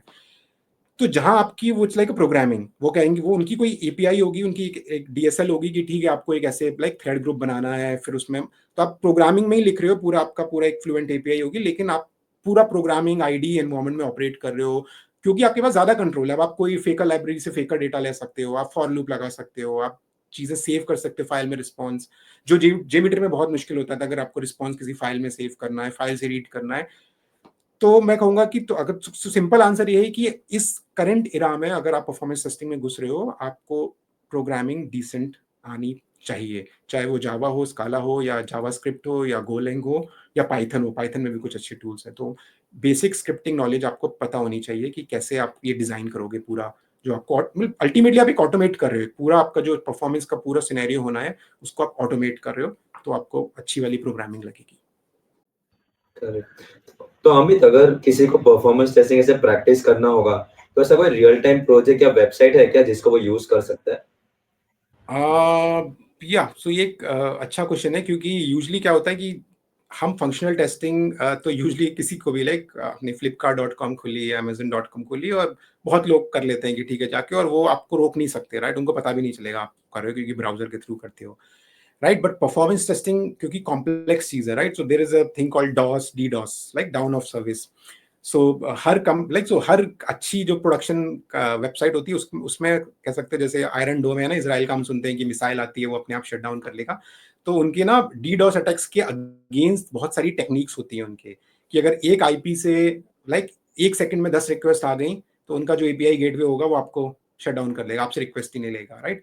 इसको थ्रॉटलिंग कहते हैं वो लोग, या फिर इसको रेट लिमिटिंग कहते हैं वो। जस्ट क्योंकि यूजली जो हैकर्स हैं वो क्या कर रहे हैं, वो उनको अभी जैसे ना facebook.com को डाउन कराना है, तो वो वर्ल्ड वाइड एडब्ल्यूएस में like thousands of load generators करेंगे, वहां से वो रिक्वेस्ट भेजना शुरू करेंगे, बैक टू बैक फायर करेंगे, और फिर वो इतना ओवरवेलम हो जाएगा उनका इंफ्रास्ट्रक्चर की वो बहुत ईजिली है। तो बहुत ईजी आज की डेट में, लोग कहते हैं ना भाई हैकर्स ने कि गवर्नमेंट की वेबसाइट डाउन कर दी बिकॉज ऑफ, सो इसको डाउन ऑफ सर्विस कहते हैं। और डी डॉस मीन्स होता है डिस्ट्रीब्यूटेड डाउन ऑफ सर्विस, क्योंकि अब क्लाउड आ गया है तो आप मल्टीपल सर्वर से, तो वहां वो डिटेक्ट करते हैं आप एक क्लाउड से आ रहे हो तो आप एक आईपी सबनेट में होगे, तो आपका आईपी का जो मेन होगा वो उससे डिटेक्ट। तो अल्टीमेटली एक मैकेनिज्म है कि आप किसी भी पब्लिक वेबसाइट के अगेंस्ट लोड टेस्ट रन नहीं कर सकते एक गिवन स्केल से ज़्यादा और मल्टीपल टाइम्स। तो उसके लिए अब ये आ जाता है कि या तो आप अपनी कोई एक लोकल आपने कोई एक वेबसाइट बनाई है या कोई एपीआई बनाई है और आपकी मशीन जैसे आप मैकबुक पे काम करते हो तो वो कर सकते हो। अदरवाइज सो एक वेबसाइट है, एक वेबसाइट क्या मतलब एक गिटहब पेज है, उसका नाम है like awesome sites to test on. तो मैं आपको लिंक दे दूंगा, मुझे काफी अच्छी, मैं काफी यूज करता हूँ। तो उस वेबसाइट पे उन्होंने ना सारी टेस्टिंग वेबसाइट्स के लिंक दे रखे हैं, चाहे वो सिक्योरिटी या परफॉर्मेंस हो। सो परफॉर्मेंस के लिए एक कंपनी है ब्लेज मीटर करके, काफी popular, perforce like main company है, उन्हीं का उन्होंने एक्वायर किया था ब्लेज मीटर, और मैंने भी यूज किया हुआ है, काफी अच्छे उनके परफॉर्मेंस टेस्टिंग टूल्स हैं। तो उन्होंने डेमो ब्लेज, उन्होंने 2-3 ऐसे परफॉर्मेंस टेस्टिंग वेबसाइट्स बना रखी हैं जो वो बोलते हैं आप यूज कर सकते हो एक डिसेंट स्केल तक, और वो डाउन नहीं होगी और आपको ब्लॉक भी नहीं करेगी। तो मैं रिकमेंड करूंगा कि वो वेबसाइट्स यूज कर लें अगर ऑलरेडी किसी ने दी हुई है। अदरवाइज हाँ, डोंट ट्राई कि आप किसी और वेबसाइट को, आप किसी लीगल ट्रबल में भी फंस सकते हो, क्योंकि अगर आप किसी एक पब्लिक वेबसाइट के लिए करोगे वो उसको एज ए ट्रीट करेंगे आपने एक डीडॉस अटैक किया उनके ऊपर। या फिर अदरवाइज आप लोकल अपना, मैंने बोला जो कि ना, आप अपने लोकल सिस्टम पे कोई एक एपीआई रन कर दो सिंपल स्प्रिंग बूट टाइप, और उसको आप मे बी 100-200 यूजर्स तक वो इजीली सस्टेन कर लेगा और आप अपनी पूरी प्रैक्टिस कर सकते हो। करेक्ट। तो अमित, आपने अभी सिक्योरिटी टेस्टिंग के बारे में भी बोला, तो आप ये बता सकते हो कि सिक्योरिटी टेस्टिंग होता क्या है, और अगर इसका भी एक लाइव एग्जांपल दोगे तो थोड़ा बेटर हो। ओके, सो सिक्योरिटी टेस्टिंग, ठीक है, इसका भी मैं देता हूँ जो मेरा फर्स्ट इंट्रोडक्शन था, क्योंकि मतलब आपका जो फर्स्ट इनकाउंटर होता है ऐसे टॉपिक से वो आप कभी लाइफ टाइम नहीं भूलते, और आप हार्ड वे में लेसन्स लर्न करते हो, राइट। सो सिक्योरिटी टेस्टिंग स्टार्टिंग से यूजली आईटी के साथ इतना मर्ज नहीं हुआ। तो सिक्योरिटी टेस्टिंग जिस तरह से हमारी इंडस्ट्री में रहा है कि वो हमेशा एक किसी वेंडर के थ्रू होता है यूजली, क्योंकि कोई भी इनको फुल टाइम ऑनबोर्ड करके सिक्योरिटी टेस्टर को नहीं रखना चाहता अनलेस आपका ना मतलब day in day out security testing का काम है। अदरवाइज लाइक आप जैसे कोई भी ई कॉमर्स कंपनी हो, आप कोई भी कंज्यूमर फेसिंग बनाते हो, तो जब फर्स्ट टाइम अपना प्रोडक्ट लॉन्च करते हो तो आपको जो पब्लिकली फेसिंग एपीआईज होती हैं, आप उसको आपको मेक श्योर करना होता है कोई इसको लाइक कॉम्प्रोमाइज ना कर ले सिक्योरिटीज की, राइट, कोई इससे हैक करके कुछ और ना कर ले। तो आप एक कोई हाईली लाइक एक्सपेंसिव एक फर्म को एंगेज करते हो, जो सिक्योरिटी टेस्टिंग कंपनीज होती हैं, बहुत सारी इंडिया में भी, वर्ल्ड वाइड, और काफ़ी हेफ्टी अमाउंट वो चार्ज करती हैं। उसमें पेन टेस्टर्स आएंगे आपके कंपनी में, आपसे एक्सेस लेंगे और आपकी पूरी एपीआई का वो समझेंगे, आपसे डॉक्यूमेंट्स मांगेंगे। फिर उनके पास कॉस्टली एक्सपेंसिव टूल्स होते हैं, वो कुछ स्कैन्स रन करेंगे, फिर वो बता देंगे नहीं इसमें ये गड़बड़ है, इसमें ये गड़बड़ है। प्लस फिर वो बहुत सारी एक्सप्लोरेटरी टेस्टिंग, जो security testing like unlike to functional में तो हम काफ़ी फंक्शनल करते हैं, फिर ऑटोमेशन, और एक्सप्लोरेटरी धीरे धीरे अब कम होता जा रहा है क्योंकि टाइम नहीं बचता, लेकिन एक्सप्लोरेटरी टेस्टिंग बहुत ही। बट सिक्योरिटी में मैं कहूंगा 50% is automated, 50% is exploratory. And reason being क्योंकि ये कॉन्स्टेंटली मूविंग टारगेट है, राइट। क्योंकि फंक्शनल टेस्टिंग में आपने रिक्वायरमेंट्स आज लिखे, वो 3 महीने बाद जाना है, 3 महीने बाद वही रिक्वायरमेंट्स आने, आपका कुछ चेंज नहीं हुआ, तो जो आपकी स्क्रिप्ट थी वही रहेंगी। बट सिक्योरिटी टेस्टिंग में होता है आपने पिछले वीक किया और अब 2 वीक बाद लाइव जाना है, लेकिन इस वीक एक किसी ने बता दिया कि आपके इस अपाचे लाइब्रेरी में स्प्रिंग में एक वल्नरेबिलिटी आई है, जो ये कोई भी हैकर इसको एक्सप्लॉइट कर सकता है। तो आपको मेक श्योर करना, तो एज अ सिक्योरिटी टेस्ट आपको पता होना चाहिए कि वर्ल्ड में क्या चल रहा है। आपको सारी सिक्योरिटी टेस्टिंग मैगजीन्स पढ़नी चाहिए, जो भी पॉडकास्ट हैं, शोज हैं, आपको पता होना चाहिए कि अभी लेटर। फिर OWSP करके एक वेबसाइट है, वर्ल्ड वाइड फोरम है, एक कंसोर्टियम है, जहाँ सारा सिक्योरिटी टेस्टिंग के टूल्स और vulnerability, so there top 10, top 5, top 30, top 100 list, आप वहाँ जाके चेक करो। और कोई नई वल्नरेबिलिटी आती है, सबसे ज्यादा वहां पर वो डाल देते हैं कि नई आई हुई है, पोस्टग्रेस में आ गई है या किसी एपीआई गेटवे में आ गई है। तो इसलिए आपको एक्सप्लोरेटरी बहुत करना पड़ता है। तो आपको जो ऑटोमेटिक टूल होता है वो आपका स्कैन करके बता देगा कि ये इसमें एक काइंड ऑफ अ वल्नरेबिलिटी या एक काइंड ऑफ अ एरिया है जहां ये हैकर या कोई भी कॉम्प्रोमाइज कर सकता है। अब आपको उसको ट्राई करना है। तो पहले आपको एक किसी ने एक हाइपोथेसिस दे दी कि ये यहाँ पॉसिबल है टूल ने। अब आप जाओगे as a ethical hacker, security pen tester, आप बोलोगे ठीक है अब मैं एथिकल हैकर हूँ, अब मैं वो लाइक प्रिटेंड करूंगा मैं वो बाहर का कोई भी जो हूँ जिसकी इंटेंशंस खराब है, और मैं ट्राई करूंगा और वो करके देखेगा। फिर वो टेक्निकल टीम को दिखाएगा, देखो मैंने ना इस कस्टमर से लॉगिन किया, क्योंकि आपने कस्टमर आईडी आपने अपने एपीआई में एक्सपोज किया हुआ है, आपने उसका ना उसको एनोनिमाइज नहीं किया। जैसे मेरा कस्टमर आईडीज है 1 2 3 4, तो आपने जब आपने कस्टमर बनाया, यूजर को दिया, और किसी ने उसका एपीआई ट्रैफिक देखा तो उसमें 1 जा रहा था। जब मैंने अपना स्टेटमेंट या डैशबोर्ड किया तो उसमें आया था कि something API slash dashboard slash कस्ट इक्वल्स टू 1। तो अब उसने क्या किया, जो हैकर होगा वो कहेगा मैं इसको ना रोल ओवर करके देखता हूँ। उसने 3 किया, देगा उसे थर्ड कस्टमर नंबर 3 का डेटा देखने लग गया। मतलब एक स्मॉल टेक्निक बता रहा हूँ जो जिन चीजों पे वो प्ले करना चाहते हैं।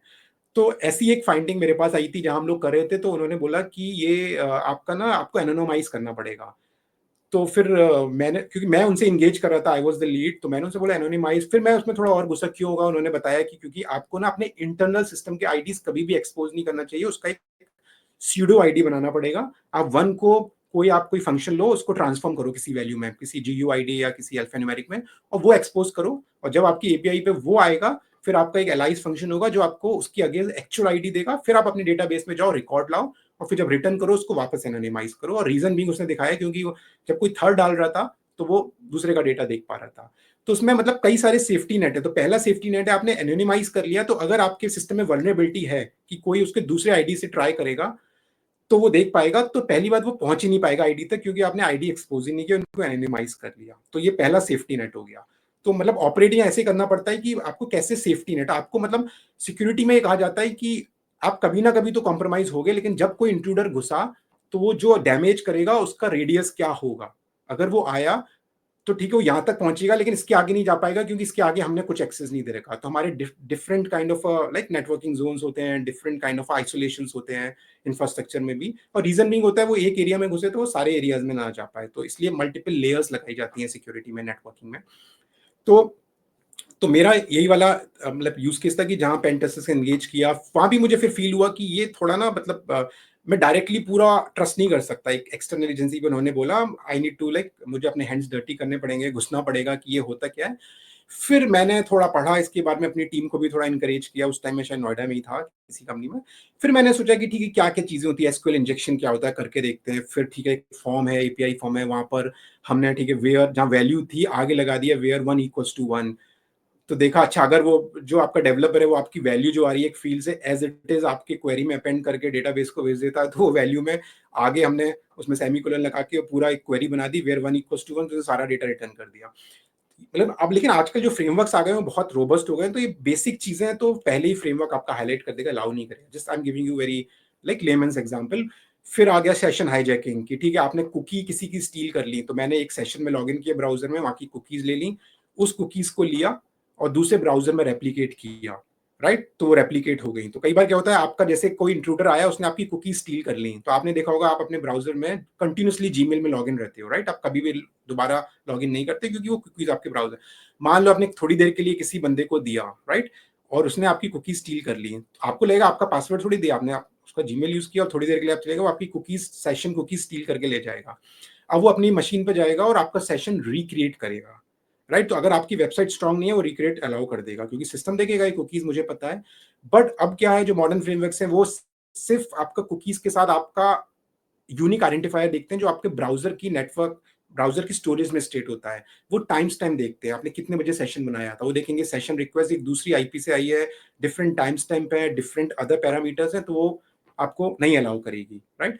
तो मतलब ये छोटी छोटी चीजें, आपका एसक्यूएल इंजेक्शन हो गया, आपका सेशन हाईजैकिंग हो गई, फिर आपकी क्रॉस साइट स्क्रिप्टिंग हो गई, राइट। आपकी जो जावा स्क्रिप्ट है वो उसी पर्टिकुलर डोमेन में रन हो सकती है। आप तो एक जावा स्क्रिप्ट किसी दूसरे टैब के में जाके एग्जीक्यूट नहीं कर सकती, तो उसका मतलब वो आपकी एक कोई वेबसाइट आपने गलती से क्लिक किया, वो आपकी एडजेसेंट बैंकिंग साइट से जाके डेटा स्टील कर सकती है। तो मतलब उसके बाद मैं घुसा, मैंने टेक्निक सीखी, फिर क्या कर सकते हैं, और ऑफ लेटली फिर बहुत सारा जो पेन टेस्टर्स होते हैं वो ऑटोमेशन नहीं करते हैं, तो उनके पास लाइक कॉस्टली टूल्स होते हैं प्रोप्राइटरी, वो उसको स्कैनिंग रन करते हैं। बहुत एक टूल है बब स्वीट करके, काफी एक्सपेंसिव, तो वो उसको रन करते हैं, स्कैनिंग वो दे देता है। उसके बाद एक्सप्लोरेटरी टेस्टिंग करते हैं, और वो जो रन करते हैं वो सीट लाइसेंसेस होते हैं। सो विच मीन्स जब आपका रिलीज होने वाला होता है 2 हफ्ते पहले, आप पेन टेस्टर्स के पास जाओगे, आप बोलोगे ये मेरी 10 एपीआईज हैं, इनका मुझे सिक्योरिटी टेस्टिंग करनी है और आप मुझे अब करके दो। तो अब क्या होता है कि इसमें अब वो अपने उस टूल में डालेंगे, स्कैनिंग करेंगे, कोई आ गया बेसिक चीज, अब it's very late, right, in the cycle, in the SDLC की। अब 2 हफ्ते पहले पता चल रहा है, शिट, ये तो बहुत बड़ी वल्नरेबिलिटी है, इसके लिए तो पूरा चेंज होगा हमारा, हो सकता है मैं लाइब्रेरी चेंज करनी पड़े, ये तो इस लाइब्रेरी में पॉसिबल ही नहीं है। तो जो मैंने पिछले कुछ सालों में किया है, मतलब मैं शिफ्ट लेफ्ट का बहुत बड़ा काइंड ऑफ सपोर्टर हूँ, जो मैंने मतलब परफॉर्मेंस टेस्टिंग में किया हुआ है, फंक्शनल टेस्टिंग में, सिक्योरिटी में मैंने वेरी रिसेंटली किया है। तो मुझे लगा कि ये even it is like externalise vendors के साथ है, तो हम बहुत लेट एंगेज कर रहे हैं, और अब cost of security bug is a very high. अब आपको दोबारा से करना इट्स वेरी लेट, कैसे इसको शिफ्ट लेफ्ट कर सकते हैं।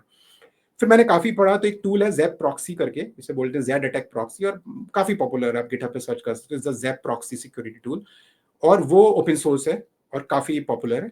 तो उससे आप क्या कर सकते हो, जब आपकी सर्विस बिल्ड हो रही है, राइट, आपका सर्विस का जब बिल्ड हो रहा है किसी भी सीआई सीडी में, जेनकिंस या गिटहब गिटहब एक्शंस में, तो आप क्या कर सकते हो, आप बेसिक एक शिफ्ट लेफ्ट सिक्योरिटी टेस्टिंग कर सकते हो, विच मीन जब आपकी एपीआई बिल्ड हुई उसी जॉब में आप बोलोगे ठीक है मेरे सारे एपीआई पॉइंट्स को यूजिंग ज़ैप प्रॉक्सी में स्कैन करूंगा।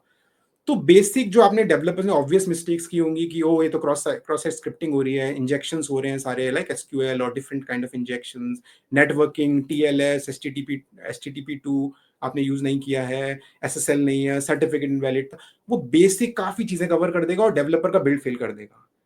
तो जो जो चीज 2 महीने बाद डिटेक्ट होती, जब वो आते और उनको हम एंगेज करते पैसे देते हैं, वो अभी डिटेक्ट हो गई और वो तुरंत फिर उसको, तो एक कल्चर बन जाता है कंपनी में कि सिक्योरिटी इशू आया, फिर डेवलपर को नहीं पता होगा क्या है, फिर वो पढ़ेगा।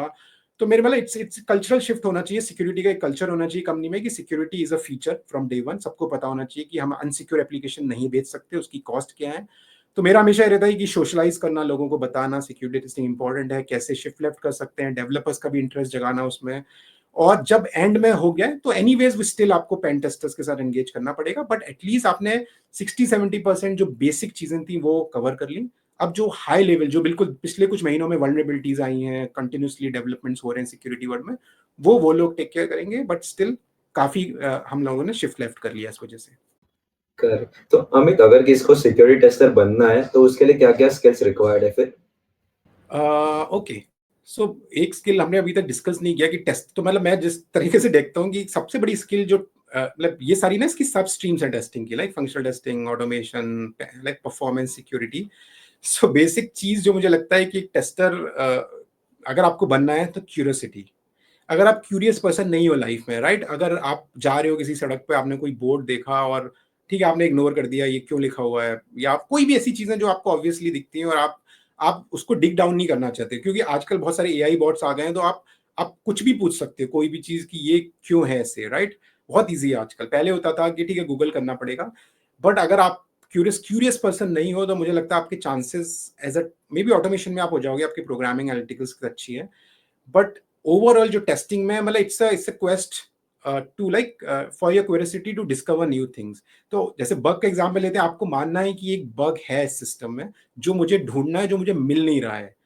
आप अगर इस एटीट्यूड जाओगे ठीक है मुझे 1 घंटे टिक टिक टिक क्लिक टेस्टिंग करनी है, बग मिला तो ठीक है, नहीं मिला, आपको चैलेंज लेना है कि बग है और मुझे फाइंड करना है आज शाम तक, नहीं फाइंड कर पाए तो इट्स लाइक योर डिफीट। उस एटीट्यूड से आप जाओगे तो आप क्यूरियसली सिर्फ वो टेस्ट केस नहीं करोगे जो लिखे हैं, आप सारी चीजों में घुसना चाहोगे, लेफ्ट राइट सेंटर, ओके मैं पीछे जाता हूँ, रिवॉर्ड पॉइंट्स मैंने कंज्यूम कर लिए, फिर मैंने वापस उसको रिवर्ट किया, फिर कंज्यूम। मतलब बेवकूफी वाली चीजें लगती हैं कई बार, लेकिन बहुत एजी केसेस मिल जाते हैं जो लगता है कि फिर आप डेवलपर के पास, जो डेवलपर बोलते हैं ये कोई यूजर क्यों करेगा, बट अगर किया तो वो दोबारा रिडीम करता जा रहा है, एक ही डील को रिडीम करता जा रहा है। एक मैंने बहुत इंटरेस्टिंग बात पकड़ा था और वो यही हुआ था कि वो 2 बार सेम चीज कर रहा है, जब थर्ड टाइम से कर रहा है तो फिर कोई चेक ही नहीं है, वो किए जा रहा है रिडीम सेम।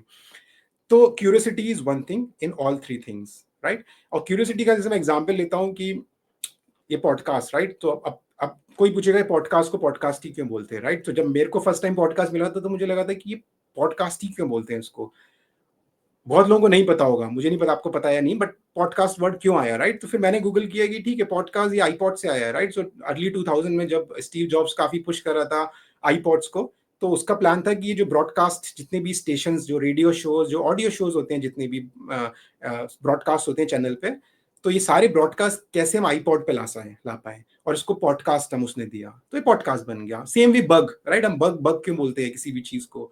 तो उसका मैं पढ़ रहा था कि आप बहुत पहले लाइक आई थिंक 1947 में कोई कोई टेस्टर था या कोई मैनेजर था, कोई भी आईटी का बंदा, और उसको उस टाइम पे सॉफ्टवेयर नहीं होता था, सिर्फ हार्डवेयर सिस्टम होते थे, उसको एक इंसेक्ट या मॉथ सिस्टम के अंदर मिला, जाली के अंदर आपने देखा उसको मौत मिला, तो उसने उसको बग कहना शुरू कर दिया, फिर वो हार्डवेयर से कंटिन्यू होकर वो सॉफ्टवेयर में बग बन गया। I am just giving you one example. So आपको अपने curiosity is the first thing, common skill across everything. अब आ जाते हैं आपकी सिक्योरिटी पे। सिक्योरिटी पे ये थोड़ा ज्यादा चैलेंजिंग फील्ड है, क्योंकि मैंने बोला इसमें अप टू डेट रहना बहुत जरूरी है। क्योंकि आप जब सर्टिफाई कर रहे हो तो आपका जो स्टेक होल्डर या सीटीओ या आपका जो वीपी ऑफ इंजीनियरिंग है वो आप पे ट्रस्ट कर रहा है कि आप जब बोल रहे हो कि सर्टिफाइड, ये मेरी रिपोर्ट है और certified to go to live, तो वो ये मान के चल रहा है कि आपने सिर्फ मतलब आपका जो स्कोप है वो नहीं है जो टेस्ट ने डिफाइन किया, आपका स्कोप है टिल डेट कोई वल्नरेबिलिटी बाहर मार्केट में ऐसी तो नहीं है जो तुम ये नहीं बोल सकते बाद में कि ओ सॉरी ये मैंने को नहीं पता थी, आ गई थी। तो विच मीन्स आप सारी मैगजीन्स आपको पढ़नी पड़ेंगी, आप सारे आपके आपके सोर्सेज होने चाहिए, आप कैसे निकालते हो, आप डेली OWSP की वेबसाइट पर जाते हो, टॉप वल्नरेबिलिटीज क्या चल रहा है इस दुनिया में, वो आपको बहुत जरूरी है। तो वो भी आपकी जॉब खा सकता है। यहाँ पर आप ये नहीं बोल सकते कि मैंने सारा वो किया जो स्कोप था, वो कहेंगे नहीं, it's your responsibility till date.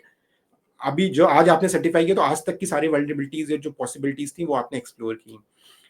Plus ये थोड़ी स्किल ऐसी है कि इसमें फंक्शनलिटी की तो कोई नॉलेज नहीं चाहिए, राइट। बस आपको आपको क्या करना है, आपको अपना पोस्टमैन कलेक्शन लेना है अपने डेवलपर से कि ठीक है 10 एपीआई मुझे पोस्टमैन कलेक्शन दे दो। आपको बस इतना समझना है कि ठीक है ये एपीआई टेक्निकली कैसे हिट करनी है पोस्टमैन से।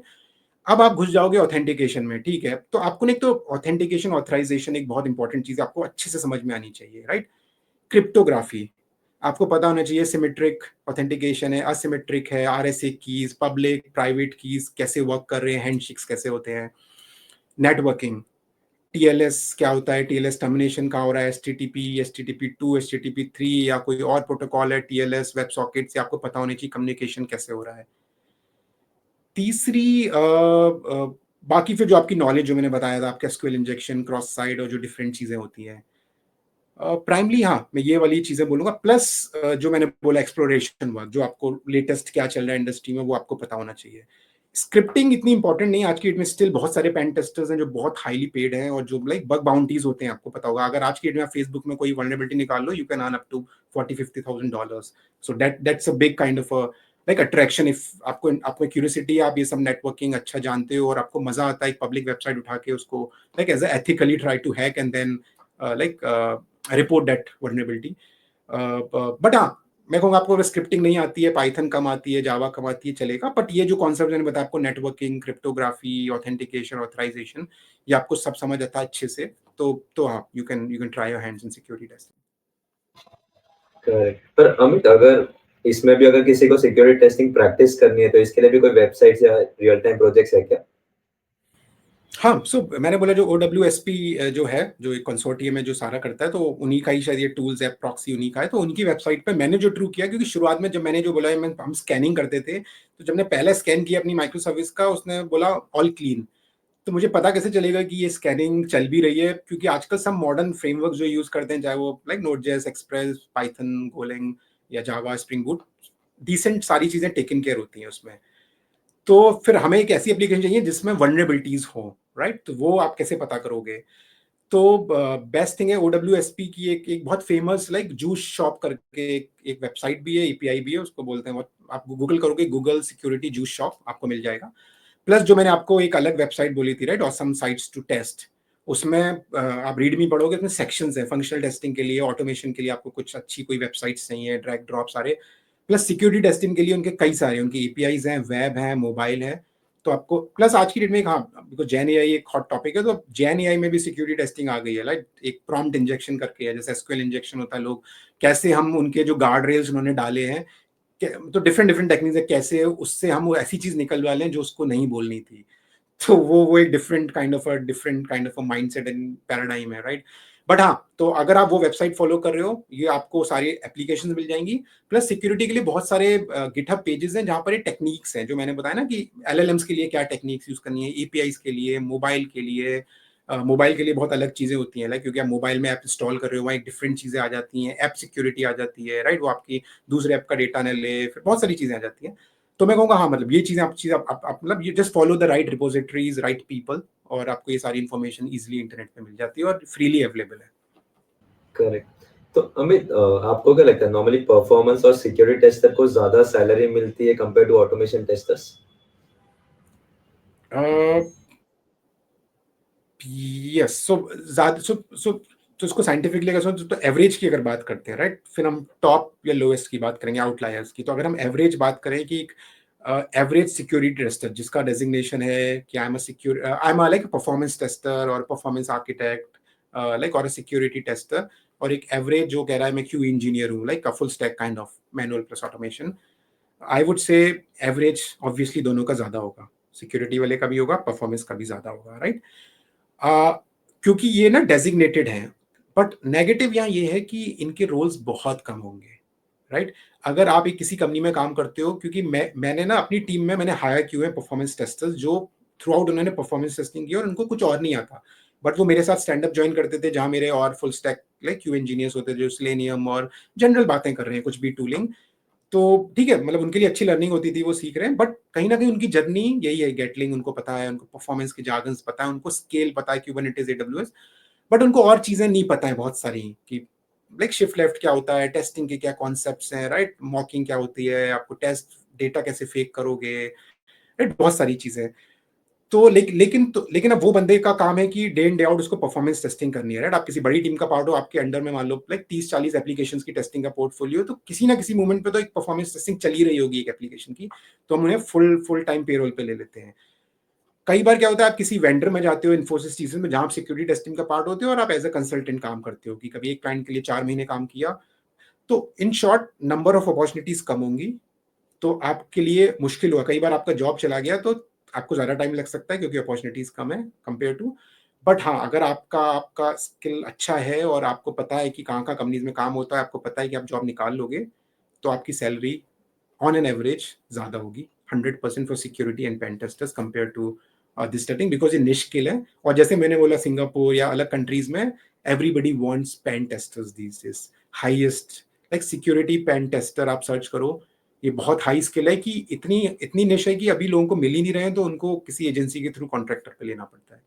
तो काफ़ी हाईली पेड है ये सिक्योरिटी टेस्टर और परफॉर्मेंस टेस्टर। करेक्ट। और अमित, आपने थोड़ी देर पहले एआई की भी बात की, तो आप ये बता सकते हो क्या कि एआई का कितना इम्पैक्ट है सॉफ्टवेयर टेस्टर्स पे? ओके, सो एआई का मतलब, मैंने अर्ली दिस ईयर, क्योंकि मैं काफ़ी, जब चैट जीपीटी आया था लाइक 2 साल पहले सितंबर में, तो मुझे भी लगा था ये क्रिप्टो की तरह या लाइक वेब 3 या मेटावर्स, राइट, सारी चीज़ें ये हाइप होगा, तो मैंने 1 साल लिया कि ये देख लेते हैं। उसके बाद मैंने early this year January 2024 start किया, जब मुझे लगा ये हाइप नहीं है, इसमें घुसना पड़ेगा। तो मेरा थोड़ा कॉन्ट्रेरियन व्यू है AI for testing, unlike to जो मैं ज़्यादातर लिंक्डइन पे एक्टिविटीज़ देखता हूँ। तो सो हमें ये समझना पड़ेगा कि पहले टेस्टिंग की सबसे बड़ी प्रॉब्लम क्या है, राइट। तो टेस्टिंग की सबसे बड़ी प्रॉब्लम अगर ऑटोमेशन है, काफ़ी लोगों को लगता है, अगर आप पूछोगे, मुझे नहीं पता, बहुत लोग बोलेंगे कि प्रॉब्लम ऑटोमेशन है। तो मुझे लगता है प्रॉब्लम फिर उनके लिए उनकी खुद की बनाई हुई है, क्योंकि ऑटोमेशन एक is like a development, right. तो मतलब आप या तो अच्छे बंदे हायर नहीं कर पाते जो अच्छा ऑटोमेशन कोड आपके लिए नहीं लिख पा रहे, राइट, या वो लिख रहे हैं तो वो शायद इतना खराब स्ट्रक्चर कोड लिख रहे हैं कि उसकी बहुत हाई मेंटेनेंस जा रही है। तो आपके लिए वो एक कॉन्स्टेंटली एक पेन पॉइंट है कि वो अब नया बिल्ड आया, सारे टेस्ट फ्लीकी हैं, फट गए, या फिर थोड़ा चेंज आ गया फंक्शनलिटी में, तो ऑटोमेशन टेस्ट कह रहा है मुझे अब 2 हफ्ते चाहिए ऑटोमेशन फिक्स करने के लिए, तो आपको लग रहा है शिट। तो देन आप लोग बोल, यू लुक फॉर कि नो कोड, लो कोड, या कोई कोई वेंडर प्रोडक्ट मिल जाए जहाँ मेरी कॉस्ट बच जाए। सो सबसे पहले हमें समझना चाहिए कि हर चीज की मतलब कोई ऐसी चीज नहीं है जो बिना कोड के काम करती है। जो लो कोड नो कोड कर रहा है, मतलब उसका कोड आपको नहीं लिखना, लेकिन किसी और ने लिखा हुआ है, और उसने बहुत जेनरिक वे में लिखा हुआ है कि जिस, तो 90% केस में वो आपका काम कर जाएगा, बट 10% केस में वो नहीं भी करेगा। जो चीजें आपको कुछ कस्टम चीजें करनी है, वो आप उन टूल्स में नहीं कर पाओगे। तो सबसे मोस्ट पावरफुल चीज होती है अपनी टेस्टिंग, अपनी टूल्स आप खुद ओन करो, राइट। सो विच मीन आप ओपन सोर्स टूल्स यूज करो। तो कल मान लो कोई टूल में साइप्रेस या प्ले में कोई फीचर नहीं है, और मेरे पास अच्छी स्किल है, तो मैं जाऊंगा, मैं प्ले में वो फीचर बिल्ड कर दूंगा, मैं पीआर रेस करूंगा, उनके डिस्कॉर्ड चैनल पे उनको समझाऊंगा मुझे फीचर चाहिए, वो कहेंगे नहीं, और सब लोग फ्रेंडली होते हैं, वो बोलते हैं अगर आप feel free to raise a PR, और वो आपको हेल्प भी करेंगे कैसे इसको फिक्स करना है, वो गाइड करेंगे, मैंने पास्ट में किया हुआ है, और आप वो फीचर खुद बिल्ड कर सकते हो। वेंडर प्रोडक्ट में उनके पास 100 या 1000 क्लाइंट है, एक क्लाइंट बोलेगा मुझे फीचर चाहिए, वो कहेंगे वेट, एटलीस्ट मुझे 20-30 क्लाइंट जब तक नहीं बोलेंगे मैं नहीं दूंगा, यू कांट डू एनीथिंग, ठीक है। तो वही चीज अब एआई पे आ जाती है। तो अगर आपकी प्रॉब्लम सबसे बड़ी ऑटोमेशन की है, तो लोग सोचते हैं एआई से मैं कैसे ऑटोमेशन का कोड लिया हूं, बट आपको ये समझना पड़ेगा कि एआई भी जो कोड देगा वो 70-80% ठीक रहता है। आपको बहुत सारा कॉन्टेक्स्ट देना पड़ता है, आपको डॉम देना पड़ेगा, अगर यूआई एपीआई है तो पूरा आपको एपीआई स्पेक देना पड़ेगा। फिर आपका कोडिंग फ्रेमवर्क क्या यूज करते हो आप, लाइब्रेरी क्या है, आपका कोडिंग स्टाइल क्या है, राइट, आप कितनी पेज ऑब्जेक्ट मॉडल यूज करते हो, किस तरह से रीयूजेबल कोड करते हो, लाइक आप एल्योर के साथ इंटीग्रेशन है या किसी अदर रिपोर्टिंग, तो बहुत सारा कॉन्टेक्स्ट आता है, राइट। सो मेरे को लगता है कि एआई के यूज केसेस हैं, बट पहला यूज केस प्रोग्रामिंग नहीं होना चाहिए, पहला यूज केस होना चाहिए कि हम क्वालिटी ओवरऑल, क्योंकि अल्टीमेटली हम क्यूए टीम का जो फोकस है वो है लाइक क्वालिटी कैसे इंप्रूव करनी है, राइट। सो क्वालिटी कैसे इंप्रूव करें यूजिंग एआई, तो पहले आपको ना अपना दिमाग को थोड़ा सा इस डायरेक्शन से शुरुआत करना पड़ेगा, टॉप डाउन, कि ठीक है हमारी क्वालिटी आज यहाँ है, और लाइक कुछ बग स्लिप हो जाते हैं, कुछ लोग हैप्पी नहीं है हमारी क्वालिटी से, हमारी डिलीवरी ज़्यादा, अगर हम क्वालिटी मेंटेन करते हैं तो हमारी स्पीड कम हो जाती है, और जब स्पीड बढ़ाते हैं तो क्वालिटी थोड़ा फॉल करने लगती है। तो कैसे इस प्रॉब्लम को सॉल्व कर सकते हैं कि कैसे हम जल्दी से हम साइन ऑफ भी दें, टेस्ट भी करें और क्वालिटी भी कॉम्प्रोमाइज हो।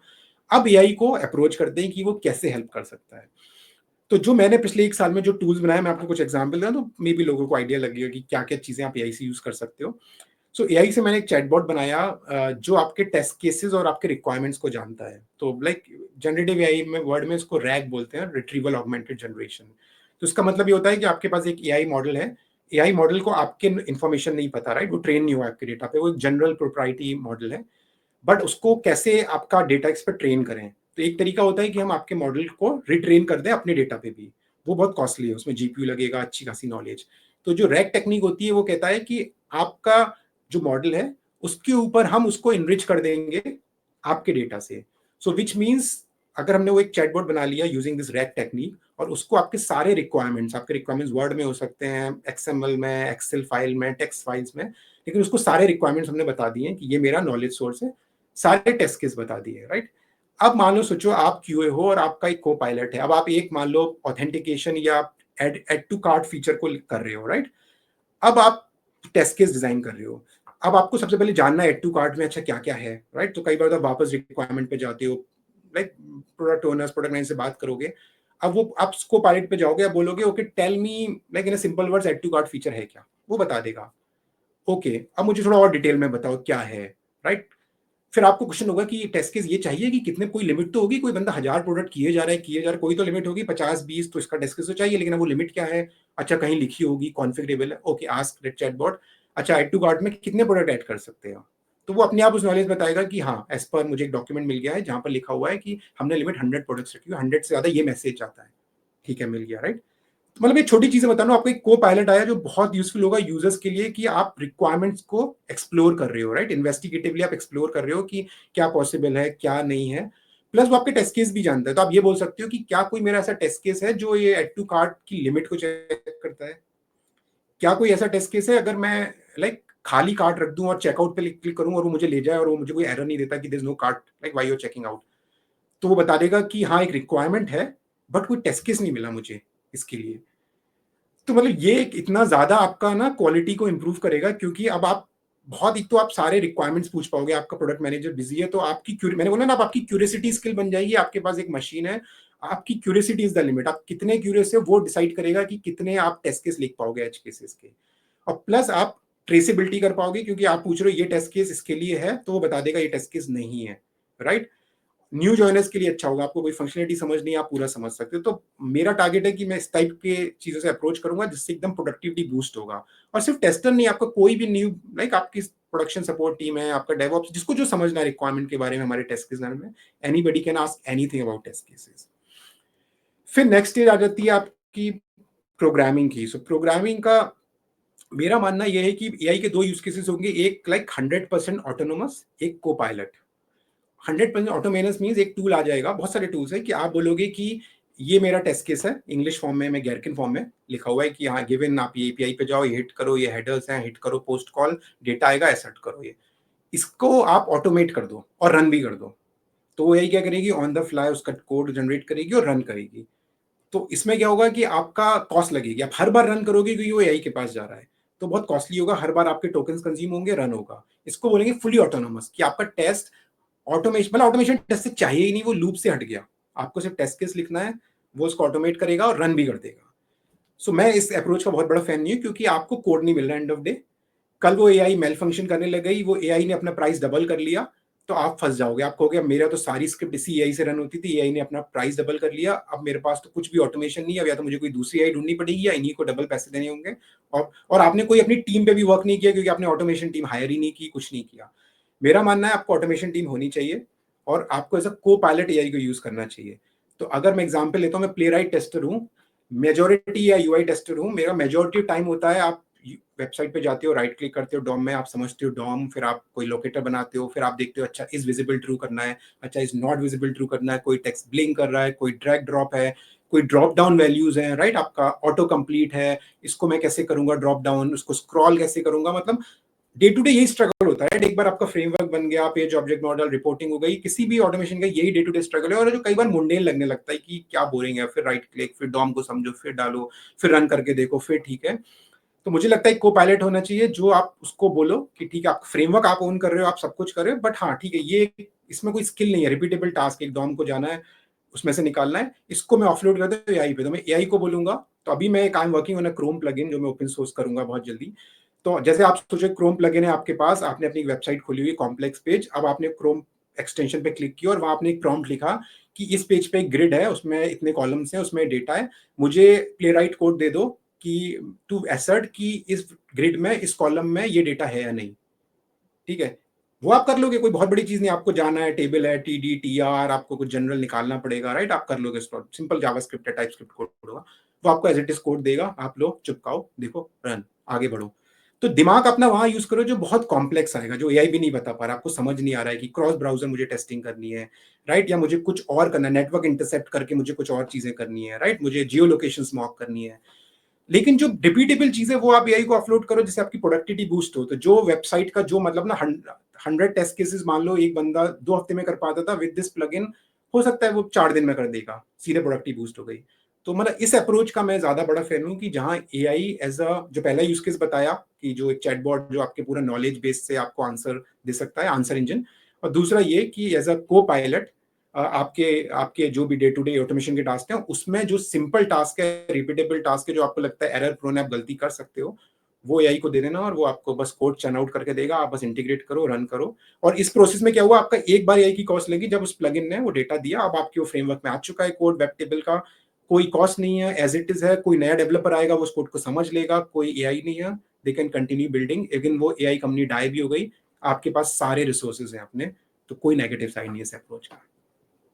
तो अमित, आप कुछ फाइनल एडवाइस देना चाहोगे जो भी ये पॉडकास्ट देख रहे हैं उनको? ओके, जो मैंने शायद काफ़ी चीज़ें इसमें कवर की है, मैं वही बोलूँगा कि हमेशा से मेरा वही रहा है कि just like chase excellence, success आपको मिल जाएगी। Like so over the years मैंने देखा है कि like testing as a profession की रिस्पेक्ट लाइक अपवर्ड ट्रेजेक्टरी नहीं है, या तो स्टेबल है या टूवर्ड्स डाउन है या बहुत अनइवन है, राइट। काफ़ी कंपनीज में if you like C developers like they use to hit, तो मैंने पर्सनली भी फेस किया, आप किसी डेवलपर के पास जाओ वो उनका मुंह बन जाता है कि ये कोई टेस्टर आया, ये कोई डम क्वेश्चंस पूछेगा, राइट, क्योंकि आप ऐसे चीजें, या फिर कई बार होता है आप बड़े ग्रुप चैट में हो और आपने बोला कि दिस इज नॉट वर्किंग, तो developers hit what is not working, तुमने क्या ट्राई किया, तुमने क्या ट्रिक किया, तुमने लॉग्स देखे, सर्विस डाउन तो नहीं थी, मतलब वो लाइक करते हैं कि this is not working, I tried this, I have seen the logs, I found this is the like snippet from log, now can you help me. तो मेरा मतलब है कि as a whole testing community की सबसे बड़ी responsibility है कि हम कैसे अपने आप को कंडक्ट करें कि रिस्पेक्ट टेस्टर्स की ओवर द टाइम बढ़े, या तो स्टेबल रहे या डिग्रेड हो। और उसके लिए हमारी सबकी रिस्पॉन्सिबिलिटी है कि हम सिर्फ टेस्टर ये नहीं है कि एनालिटिकल स्किल्स है, क्लिकिंग ऑफ बटन्स है, राइट। आपको अपने आप को एज अ टेक्नोलॉजिस्ट देखना पड़ेगा कि आपका प्रॉब्लम स्टेटमेंट है कि क्वालिटी को कैसे अपने प्रोडक्ट की बढ़ाना है, और आपके पास टूल्स है नाउ, उसमें ऑटोमेशन टूल हो सकता है, जीरा एक टूल है, पोस्टमैन एक टूल है, जेन एआई एक टूल है। तो आप अपने आप को ये मत बोलो मैं मैनुअल हूँ, मैं टेस्टर हूँ। ठीक है, आपकी कुछ नेचुरल स्किल्स हो सकती हैं, आप पोस्टमैन बहुत अच्छा कर सकते हो, मे बी आप जावा इतना अच्छा नहीं कर पाते हो, मे बी आप जेन एआई में बहुत अच्छे प्रॉम्प्ट्स लिख लेते हो, आपकी इंग्लिश अच्छी है, आप बहुत इलेबोरेटिव हो, आपकी बहुत अच्छी स्किल बन सकती है। लेकिन अपने आप को इस 2 बड़े ब्रैकेट्स में मत डालो कि मैं तो मैनुअल टेस्टर हूँ, मेरे को पोस्टमैन क्यों समझना है, या जेन एआई तो ये तो ऑटोमेशन वर्क। आप हर टूल को एज अ टूल, जैसे प्लम्बर होता है, वो आता है, वो देखता है मेरे पास स्पैनर है, मेरे पास ये है, मे बी एक टूल उसको नहीं आता, ड्रिलिंग नहीं आती, मे बी उसको स्पैनर आता है, उसको स्क्रू ड्राइवर आता है। तो ये आपको अल्टीमेटली आपको क्वालिटी इंप्रूव करनी है, हाई क्वालिटी वर्क करना है। और ओवरऑल जब आप लाइक कोई आपसे बात करे तो उसको लगे, जब डेवलपर को लगना चाहिए कि क्यूए एक वैल्यू एडिशन हमारे लिए ला रहा है, रेदर देन हमारे डिलीवरी में 2 वीक्स ऐड कर रहा है अननेसेसरी, बिकॉज एक रेगुलेटरी है कि लाइक कल कोई गवर्नमेंट पूछ सकती है या कोई पूछ सकता है आपका क्यूए था, आपने क्यूए नहीं किया था क्या। मेजोरिटी लोग यही सोचते हैं, उनको लगना चाहिए कि उनको ऐसे बग्स मिलते हैं। और कई बार मेरे साथ हुआ है कि डेवलपर्स इंसिस्ट कि नहीं हमें इस वाले क्यूए से टेस्ट कराना है, ये वाला ये बहुत कॉम्प्लेक्स है। तो वो मतलब ना कि you are complimenting them, right, क्योंकि वो जो कोड करें उन्होंने टेस्टिंग, उनको लग रहा है नहीं जो मैं सोच रहा हूँ क्यूए एक अलग लेवल पर सोचेगा और कुछ बहुत अच्छे बग्स लाएगा। तो मैं यही बोलूँगा कि अपने आप को इन छोटे से अपने आप को इन्क्लोज़ मत करो इन बॉक्सेस में लाइक मैनुअल और ऑटोमेशन, और टूल को टूल की तरह लो, ये मत लो कि ये टेक्निकल है। It's a simple tool, her tool को एक एक विज़न के साथ देखो कि ठीक है, आप ट्राई करो जितना हो पाए, जहाँ आपको लगे अपर लिमिट आ गया, अब नहीं आ पा रहा, ठीक है, वहाँ रुक जाओ, फिर दूसरा टूल, सिंपल टूल देखो। बट टूल्स के बिना अगर आप क्यूए में करोगे तो आने वाले टाइम में प्रोडक्टिविटी बूस्ट नहीं होगा, आप फेड आउट हो जाओगे अगर आप टूल्स को यूज़ नहीं करोगे अपनी डे टू डे टेस्टिंग में। तो लाइक यही मेरी एक लास्ट लाइक एडवाइस होगी टेस्टर्स के लिए। Thank you so much Amit अपना टाइम देने के लिए पॉडकास्ट के लिए, और आपने बहुत सारी इन्फॉर्मेशन शेयर की हो, जो भी ये पॉडकास्ट देख रहे होगे उनको कुछ इन्फॉर्मेशन मिलेगी। थैंक यू सिद्धार्थ, काफ़ी अच्छा एनरिचिंग एंगेजिंग डिस्कशन रहा, पता नहीं चला 1.5 आवर्स निकल गए। सो या thank you so much, and I am sure काफ़ी लोगों को लाइक काफ़ी कुछ अच्छी चीज़ें पिक करने के लिए मिलेंगी इस डिस्कशन से। So thank you again. Thank you so much Amit. Thank you, bye bye.